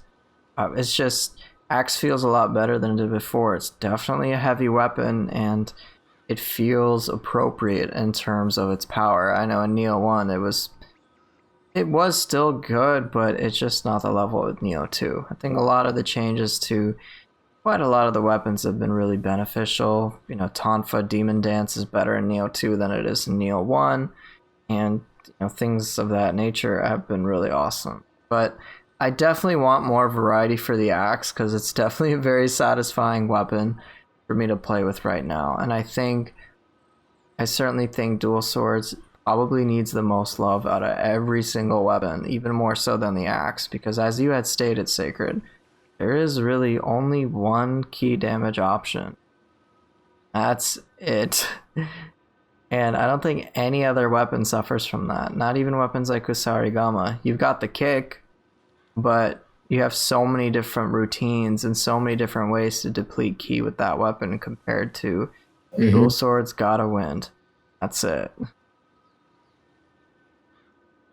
One thing I forgot to mention was that one of the factors that worked as a way for them to balance the key ecosystem was the Dark Realm, and I find it interesting how it turned out because it's not really that much of a con in the end game, from what I can tell.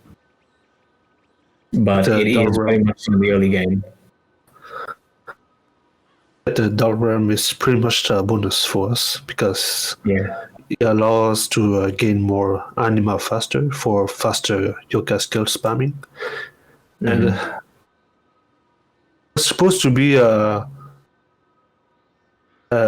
feature that allows us to use flux more often, but apparently we are more focused on getting E buff recovery instead. And yeah, it is interesting. The Dark Realm, I remember, as you said in the beginning, it was pretty much a nuisance because it had no key, but as the game goes by and as you get more mechanics, it's a lot easier to work with. And this actually brings me to one of the other points in the AMA that Yasuda was participating in. They are most certainly aware that the tutorials could be better. Now, they may not have plans for it right now, which I kind of expect. While I think it's really important, they're probably not dealing with it right now, but it might be something that they deal with in time for the complete edition when that comes out for PC and PS5 or whatever. It's something that they're going to look into in the future. Now, again, I don't know exactly how their dev speak translates, but they are aware of it, so at least that's nice. And the way I read it is that a lot of the takeaways that they've gained from Nioh, they're going to put into their next franchise. And that's the idea I left with, at least personally. They definitely don't have any plans for Nioh 3 just yet, but they are forward facing and they're definitely looking forward to the next project, given the way Yasuda-san talked. He was quite enthusiastic about it from what it seemed to me. And I might actually be interested in it if it's a Nioh-like, shall we put it that way? And Nioh-like. Same combat, then I'm definitely sold. No jump feature. Jump, yeah. If only we can jump. Can you talk about? I mean, I wasn't really present. Either of you. If you can talk about why they didn't include jump, because that was something that they did discuss in the AMA as well, right? Let me see if I can find the answer. Mammal remember that it's because it's a samurai game, not a ninja game. Not a ninja game.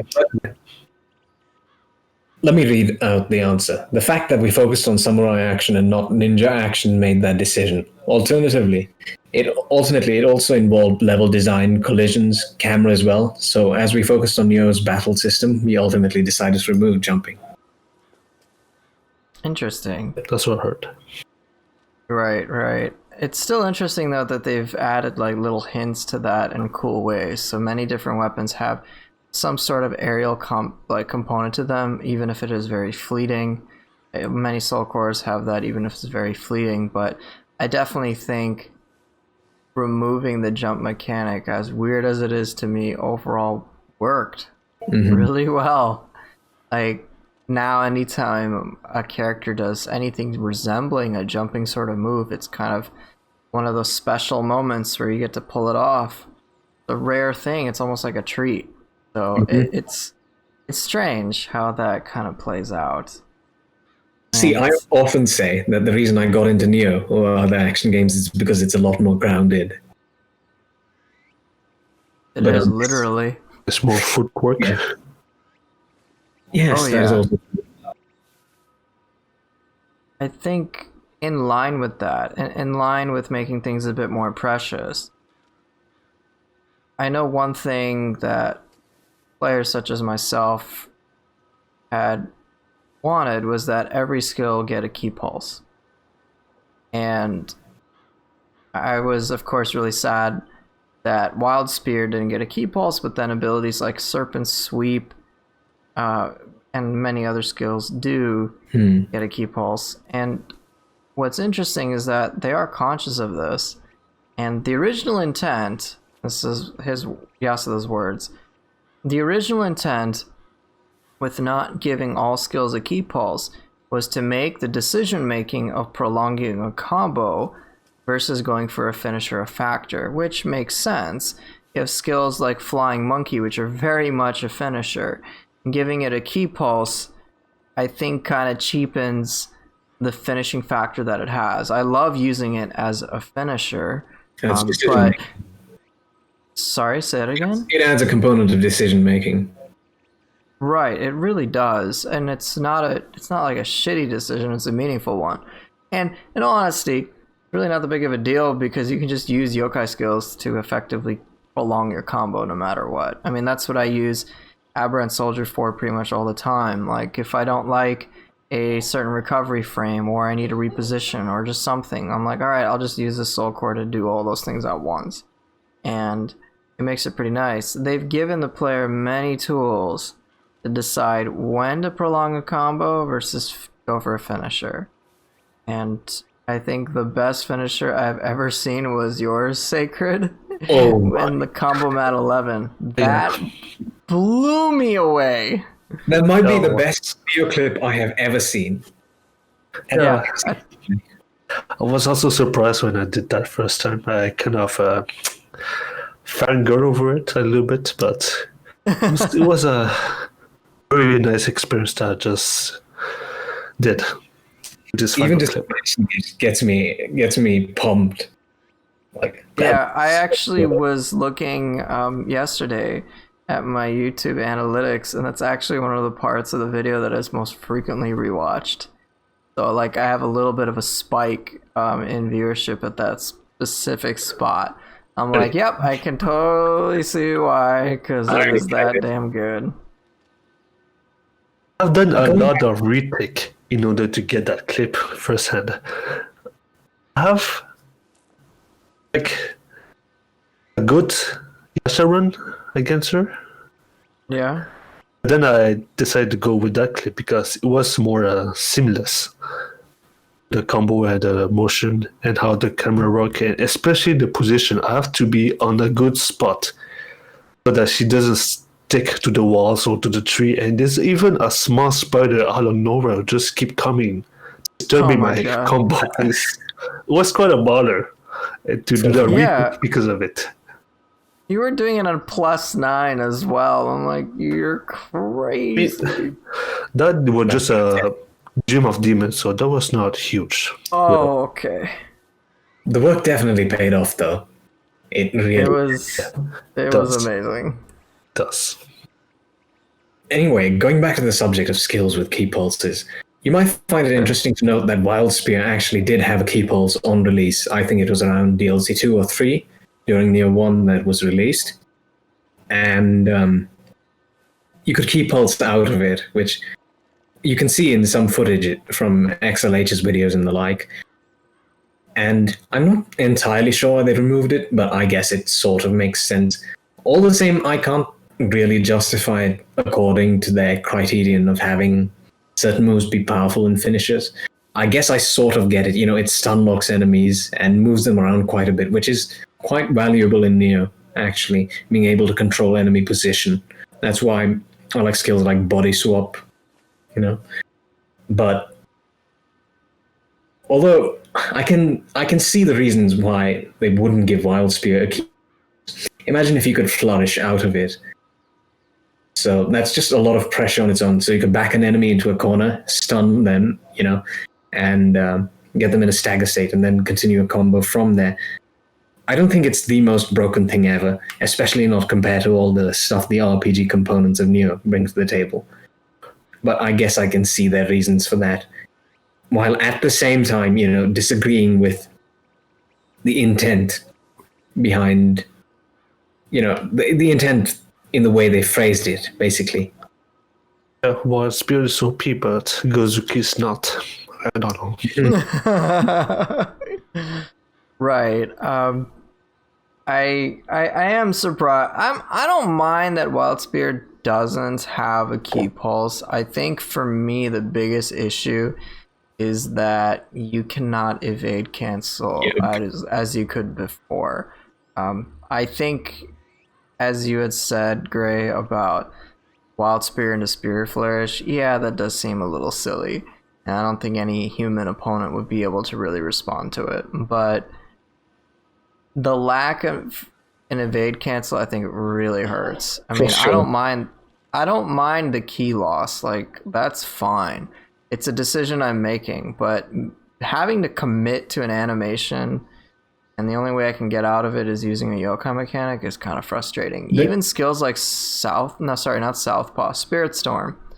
All right, so Spirit Storm, I just learned this recently. You can truncate some animation time by evading as soon as you perform it. There's no key pulse afterward, which sucks, but you can just evade out of it. So you can do it with that. Can I please do it with Wild Spear? And hell, skills like Random Slice. Like, I don't use Random Slice because I get stuck in an animation that I really don't want to be in. I also wish I could put that on high stance as opposed to mid stance, but whatever. If they want to keep it on a mid stance, so be it.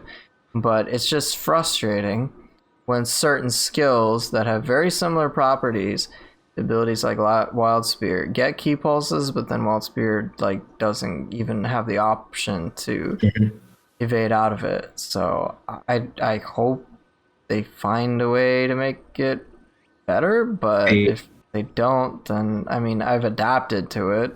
I mean, I'll use the Soul Core right away, so it doesn't really mess up my combo flow, but still, it's something I hope for. The number one combo I associate with Sacred, by the way, is the Wild Spear single hit into an evasion attack in low stance. Like, that was his hallmark move in Nioh 1 PvP for me. And that was my signature move, but Yeah. Oh yeah. but apparently not anymore. Maybe hopefully next IP, I think. Next IP, bring that yes. Oh yeah. Wild Spear Part 2, the Wildening.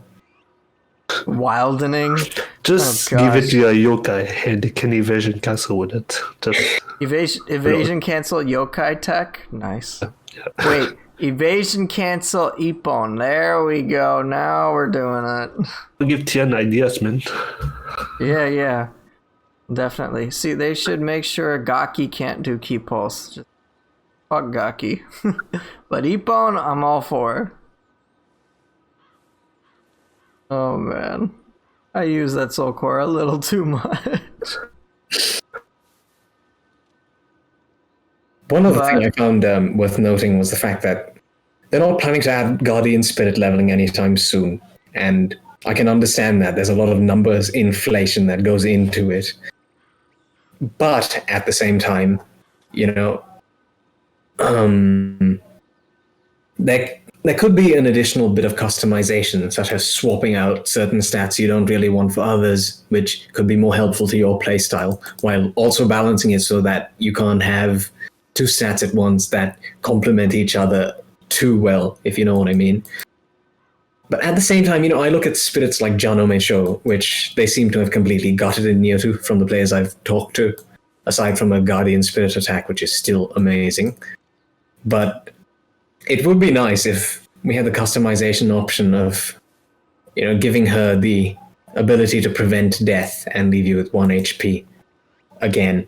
Although I imagine they also removed it for a reason. Right. I know Bunny Cake has always teased me for my dieback build, where I basically never died unless I was at critical HP. And I think from a design perspective, in a game where you're kind of supposed to die a lot, not being able to die at all in a way that's easily accessible, it does kind of defeat the purpose of the game. Now, there are many ways that they have kind of gone the other end with stuff like Ultimate Constitution, which kind of fly in the face of that, but still, I think the fact that I had to do 3 simple things to basically never die was pretty silly. It was Janomeko, Dirsha, and then Tokugawa clan, and then I had 100% chance, 110% chance sometimes to avoid death. I was like, okay, cool, nothing can one-shot me. And then you have quick change. Yeah, then you got quick change, and I was using Izanagi's Grace courtesy of Zelod, so I mean, it was useful for me because I lowered my weapon damage, but if there's no risk to dying, it kind of kills the thing of the game. So I'm sure they were conscious of that. And yeah, I mean, it is unfortunate, but it's really not that big of a deal, all things considered. They've moved a lot of those benefits to the Tokugawa clan anyway, because I think you can get the life, like, don't die right away, I think up to like 50%. But yeah, it's different, but it's fine. I think they have... Sorry, you wanted to say? I think it's nice having an anti-one-shot mechanic when you're in a state where everything one-shots you all the time, but in a game where the damage seems much more reasonable in Nioh 2, it feels like that would be a little excessive. I don't even know if I'd play Jano Micho in Nioh 2, because honestly, it's just because of the one-shots that I use in Nioh 1. Right, that was pretty much the same thing with me. I mean, I'm looking at Jano Micho right now, and there's still some pretty interesting uses for it. It has dodge key consumption, key recovery speed when you're at critical health. It seems to be more based on staying closer to critical health. You can auto charge your gauge if you're at critical HP, and then the more health you've lost, you do more damage. So there's like a different sort of rhythm with it. It's certainly more interesting.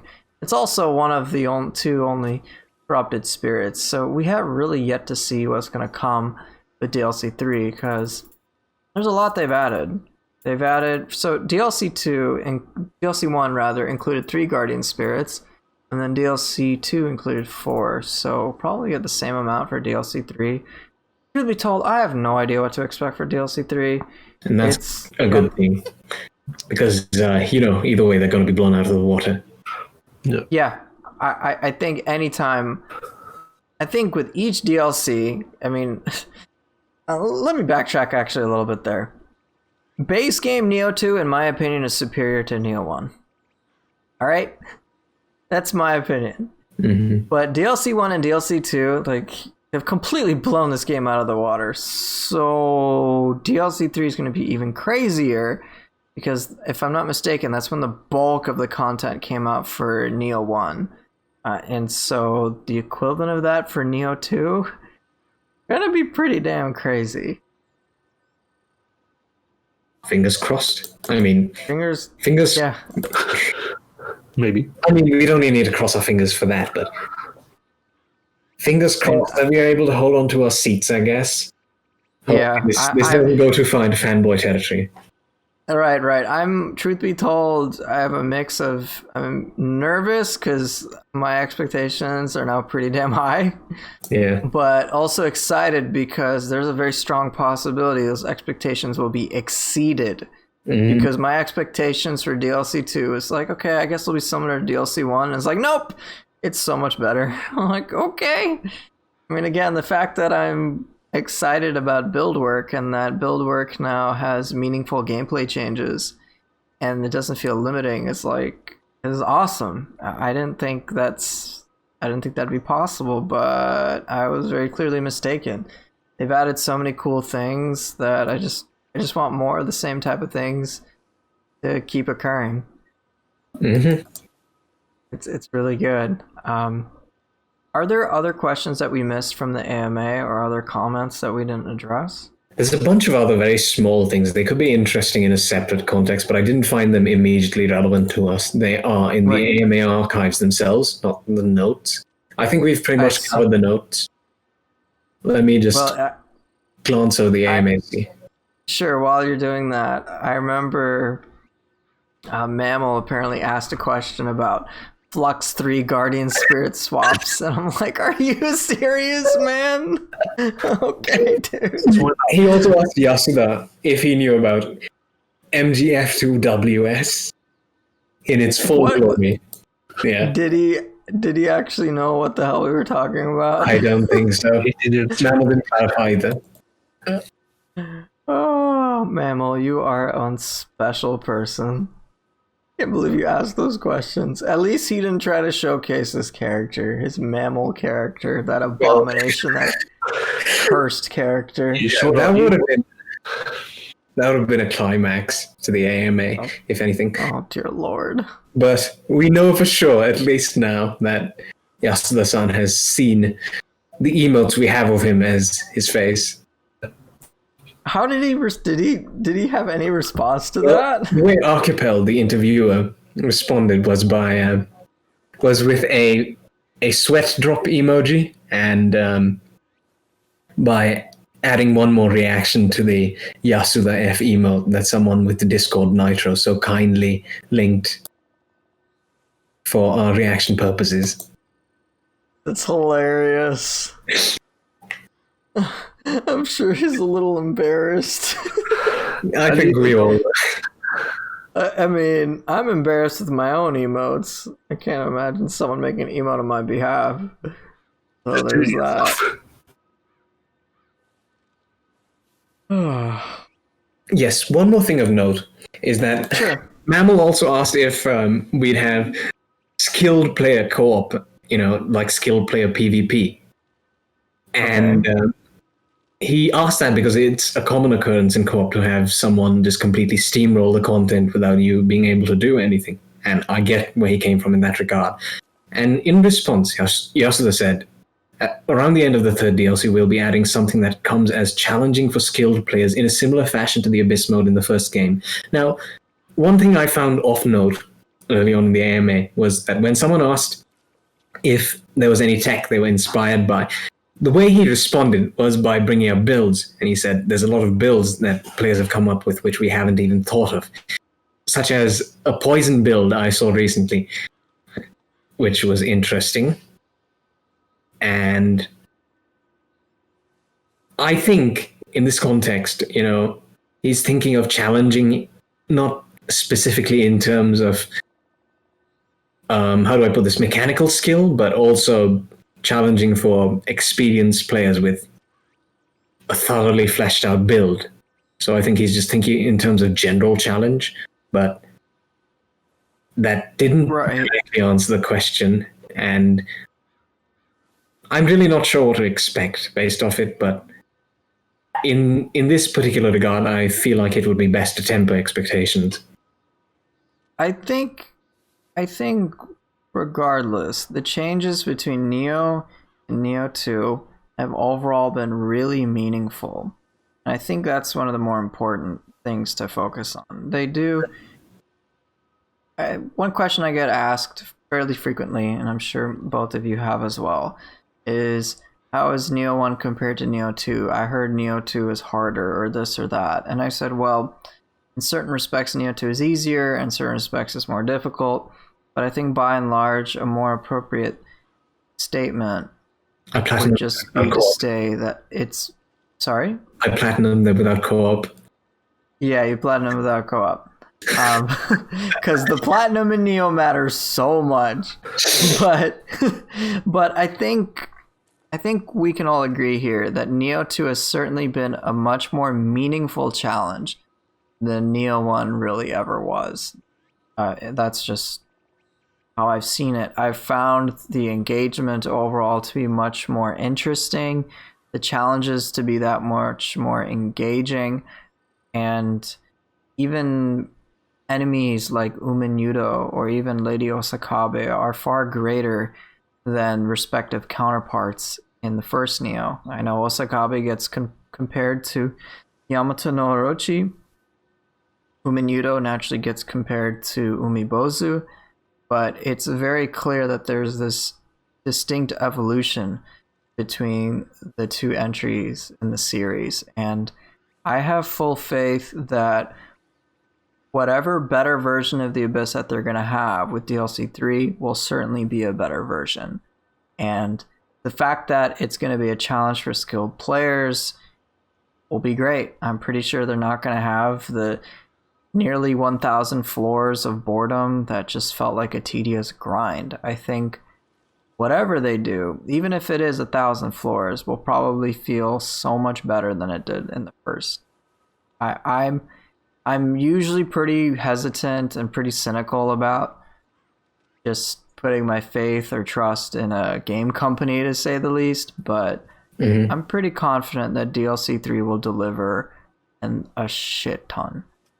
So I'm excited. What about you guys? Well, even as a viewer, I am. Keep going. No, I'm done. I said, even as a viewer, I'm excited. Yeah. What I'm curious about is how they're going to implement this endgame content, because I remember back in Nioh 1, the Abyss modes, it's only available when you reach out to the final difficulty. Like, for example, whenever you reach to floor 30 in Nioh 1, as I remember, you have to finish Way of the Nioh difficulty in order to go further in the Abyss. So I kind of wonder how they're gonna implement this in Nioh 2 and have that accessible to a lower difficulty, like Dream of the Samurai or something. At least something that allows everyone to enjoy that end game content at the very least. I guess we'll find out pretty soon. My guess, I think they'll retain the same properties as they did for the first Nioh, where you can only access a certain amount of, let's just say it's floors, right?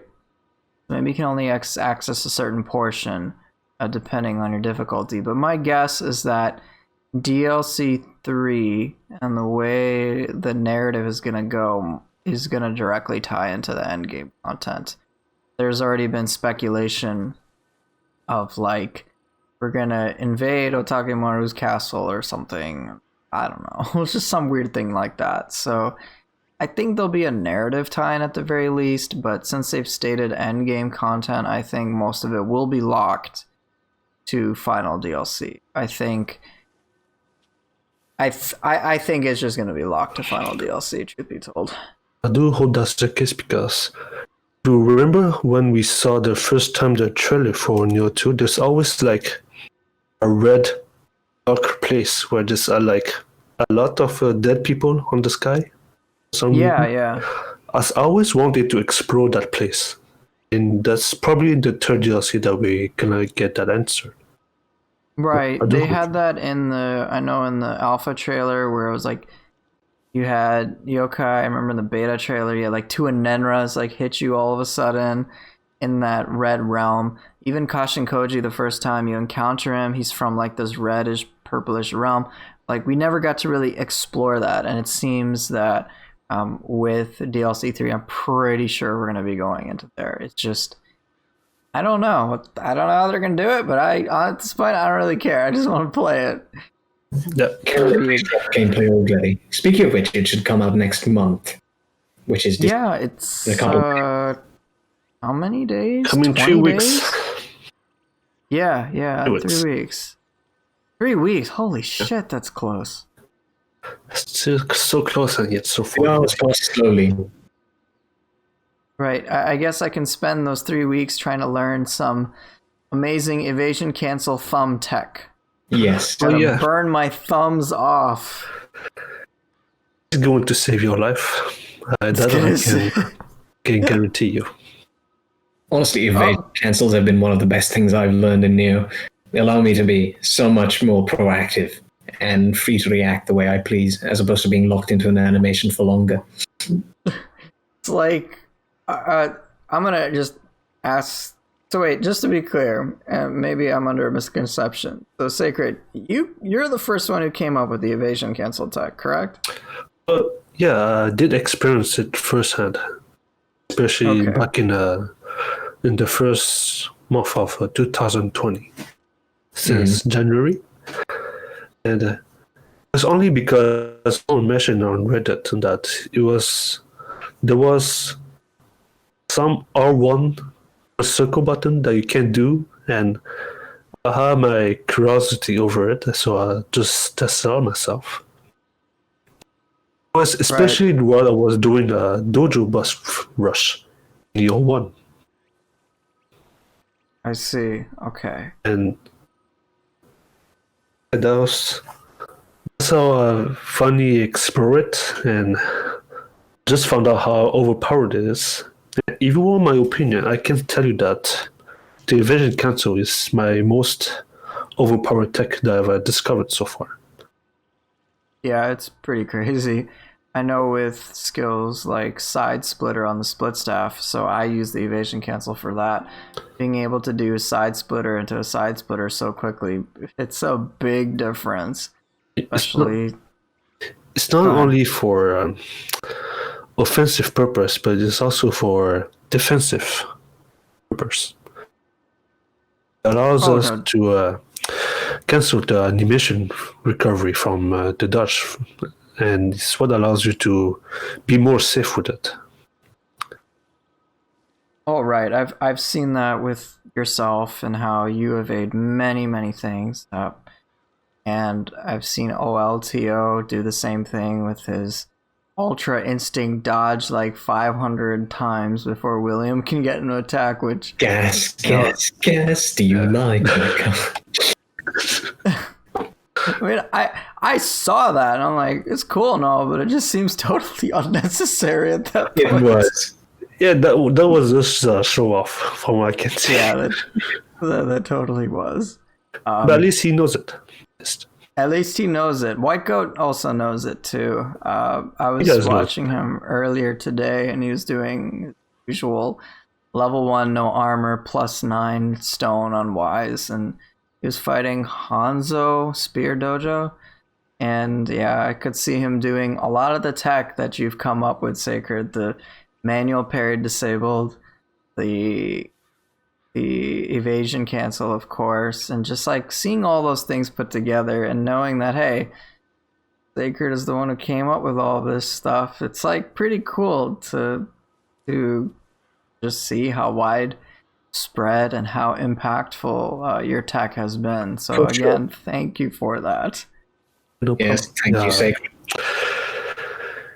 It was an obligation for me to share with all of you because I want all of you to experience this tech so that you get to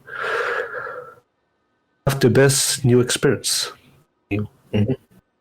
I find it particularly interesting to see that the Western sphere of Nioh content has also had influence on the Japanese sphere, and there is something that does, crossover between the regional divide as such, even though there isn't that much interaction normally, and that's how it's usually been. Japan is culturally usually very isolated.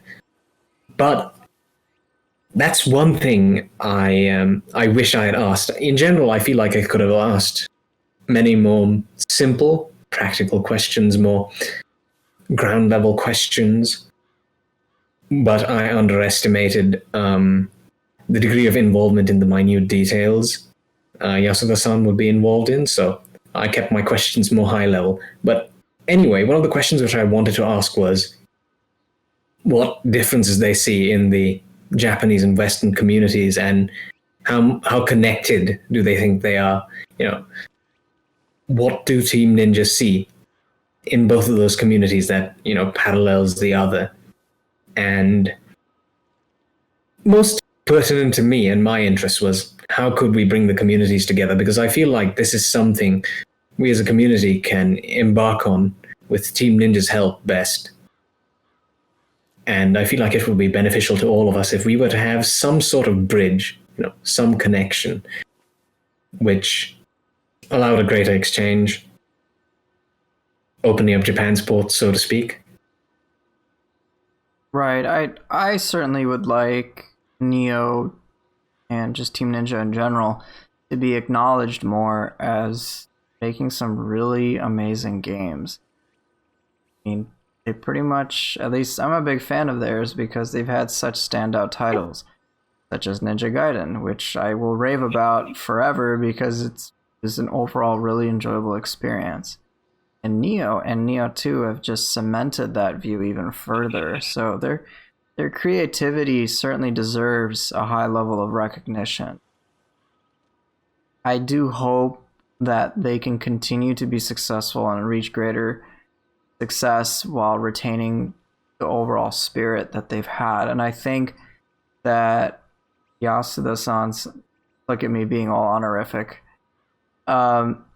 with Yasuda-san's direction, it seems that Nioh and Nioh 2 and just overall, just my experiences, personally speaking, have just been that much better. Like, it's just great. So if Yasuda-san happens to hear this, which I doubt, thank you for doing such a great job at directing your game, and we do, all of us, really appreciate the amount of thought that you've put into it.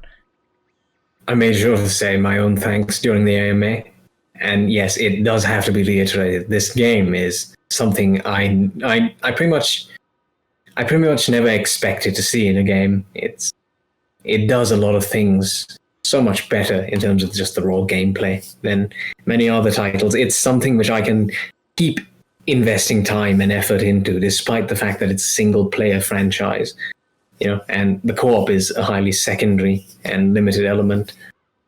It's something in which I could see myself putting even more time than I already have, with the community and whatnot. Yeah, it's an incredible game. And by the way, I can't decide on the honor of fix either, but I really appreciated the way which Yasuda-san, I guess I'll go with that for consistency, took the time to answer every single question. We went over time a little bit, and Archipel and Yasuda-san decided to wrap it up. They were still taking a few questions, even as they were over time, and they were trying to answer everything in the backlog as well. So that to me spoke of the level of dedication, not just Archipel, but also Yasuda-san and Team Ninja have for the game. That's my take on it. I completely agree. I guess, Sacred, what do you have to say in general about all this? Well, first, I'm usually not into previous games, especially when it comes to only versus AIs. But Nioh was more invested into it because they gave me advantage in playing the game and gave me more incentive to progress the gameplay. So I do thank Yasuda for making this kind of game for us gamers, especially those who are still waiting for Ninja Gaiden series. I personally wasn't interested in Ninja Gaiden, but Nioh drew me in, and Nioh's where I've been drawn in to stay. It's definitely quite a time. It's definitely one of those like masterpiece type games. It seldom comes out, but Ninja's made a lot of very impactful games. Now, I know you weren't that drawn into Ninja Gaiden, but it's still a remarkable game in its own right, and I would recommend you give it a chance if you are able to. Or alternatively, you can always just watch like gameplay footage from Kage or myself. I have. Whatnot. Oh, you have? Okay, so you're already aware. But for anybody else who has not, Ninja Gaiden's overall a pretty damn good series. There are some issues with it, as there are with any game, but it's pretty damn fun. And if you haven't played Nioh 2, and for whatever reason you're listening to this podcast, go get the damn game. It's been worth it. Even with DLC 3 not out, I easily would have spent nearly double the amount of money on this game. I paid $80 American for the deluxe edition. Now it's on sale, I think, until December 1st for just under $50. Like, go buy it, man. It's gonna be like the best $50 you probably ever spent. So worth it. For PC gamers, you have to wait for February 2021 for it. Yeah, right. You can pre-order it, and it's still going to be worth it. Or you can get it for the PS5. Fingers crossed. Complete edition. Fingers crossed I'll be able to get it down the line. But dude, if you can't get it, I'll just buy it for you. Hey man, you have to do that. I know I don't have to, but I'm gonna be getting a gaming PC pretty soon, so yeah, nice. That's how good the game is. I'm willing to spend my own money to buy it for other people. Does that mean we won't have to wait as long for uploads of your clickbaity highlight videos? Oh, no. Maybe. Nice. Now I can get them even faster. Exactly. Make it an assembly line, why don't you? Oh dear lord. I mean, that's basically the quality and the amount of effort I put into those, man. Compared to like Sacred's like 6-minute, very detailed professional tutorial of like anything. I'm like, yeah, I got 6 minutes of complete garbage. I wouldn't say it's garbage. I mean, I'm sure there were some attacks among the opponent spam somewhere. Somewhere. Yeah. More. I guess we're running low on time. I'll let you guys say. I'm sure we could talk for ages, but admittedly, I think I want to get to sleep. But what do you guys? Any last words both of you have to say before I wrap this up? I've been rambling already, so no, not really. All right, no, not really. Those are excellent last words. Sacred, what about you? I still have to apologize for bringing you two here in this podcast in this time because I'm pretty sure it could be very brain heavy for waking up this early for this podcast. So I do apologize for this. And I thank you, both of you, for taking your precious time for this opportunity. No worries. We're grateful to be able to have this conversation with you. Of course, same here. Everyone in the comments, wish Poofa a good rest and that he may get well soon, because he's down with something at the moment and he might die. We don't know. So, oh, really? Pop some Amrita in his name. Oh my god, look. Okay, here. Did you I don't even know how to respond. I guess I just had to absorb your statement for a moment, and then it kind of hit me, and now I think I am actually dying. Thanks for that.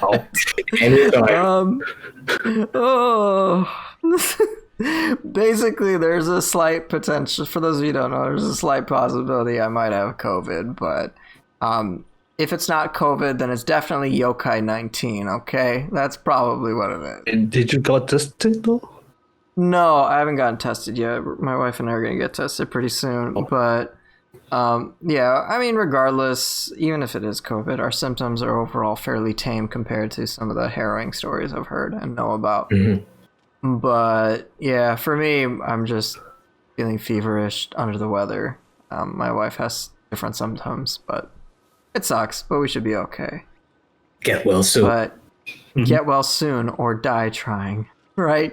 That way I can put out the assembly line of clickbait content like sword pressure's insane. Don't ever underestimate hatchets. I was actually talking to Kage, I messaged him this morning. I was like, yo, we should make some dumb rivalry over the flash attack on YouTube. And I will put out stuff like sort of meditation into axe flash attack or some dumb shit like that. And then he would show the opposite. And I'm like, hooray, let's get millions of YouTube views. That's I see. Exactly. Look, Sacred, I gotta have someone to compete against. You don't understand my need for some semblance of legitimacy, okay? Why else am I gonna bring up Maeda beef? Yeah. I think we should wrap this in. Yeah, because I'm starting to lose it. But let me conclude this again. Thank you both of you so much for being here. It's been a real pleasure to have both of your perspectives. One, as someone who's been really invested in overall vision, and as someone who's actually there for the AMA. And of course, Sacred, I know you were there too, but we also really appreciate your perspective as a player who's come up with some of the most innovative tech in the game that's breathed so much life into this game for many of us. So thank you as well. And for anyone who isn't aware, SacredForce is known as Last to Load on YouTube, an excellent channel for literally learning anything and everything when it comes to advanced skill play for Nioh 2. Or Nioh, if you haven't gotten Nioh 2 yet, which you absolutely should. So again, his YouTube channel is Last to Load. I'll have that linked in the description below, as well as the AGreyDawn's credentials. AGreyDawn is mostly known for me anyway, for being such an amazing asset to the Nioh community Discord at large. If you aren't already a part of it, I don't know what the hell you're doing. You should literally just join it, because you want any information about tech, have any questions about builds, literally just anything Nioh related, this is the place to be. Not only do we have the most well-meaning people there, we also have the most informed and skilled players possible. And it's a good time. It's fucking hilarious shit goes down there. So please do join. So thanks again, both of you, for being here. We appreciate your company, and thank you so much for your effectively undying support. Ta-ta. All right, see you later, man. And see you later, Sacred. I still love you, man. Homo. Homo intended, okay? I'm the guy that wears this campus hat. Don't worry, my wife's gonna get jealous. Actually, she don't give a shit. Get to bed. Get to bed. Thanks. Get to bed now. So again, thank you guys for being here, and thank you guys for watching. Appreciate all the company and support, and we'll see everyone next time.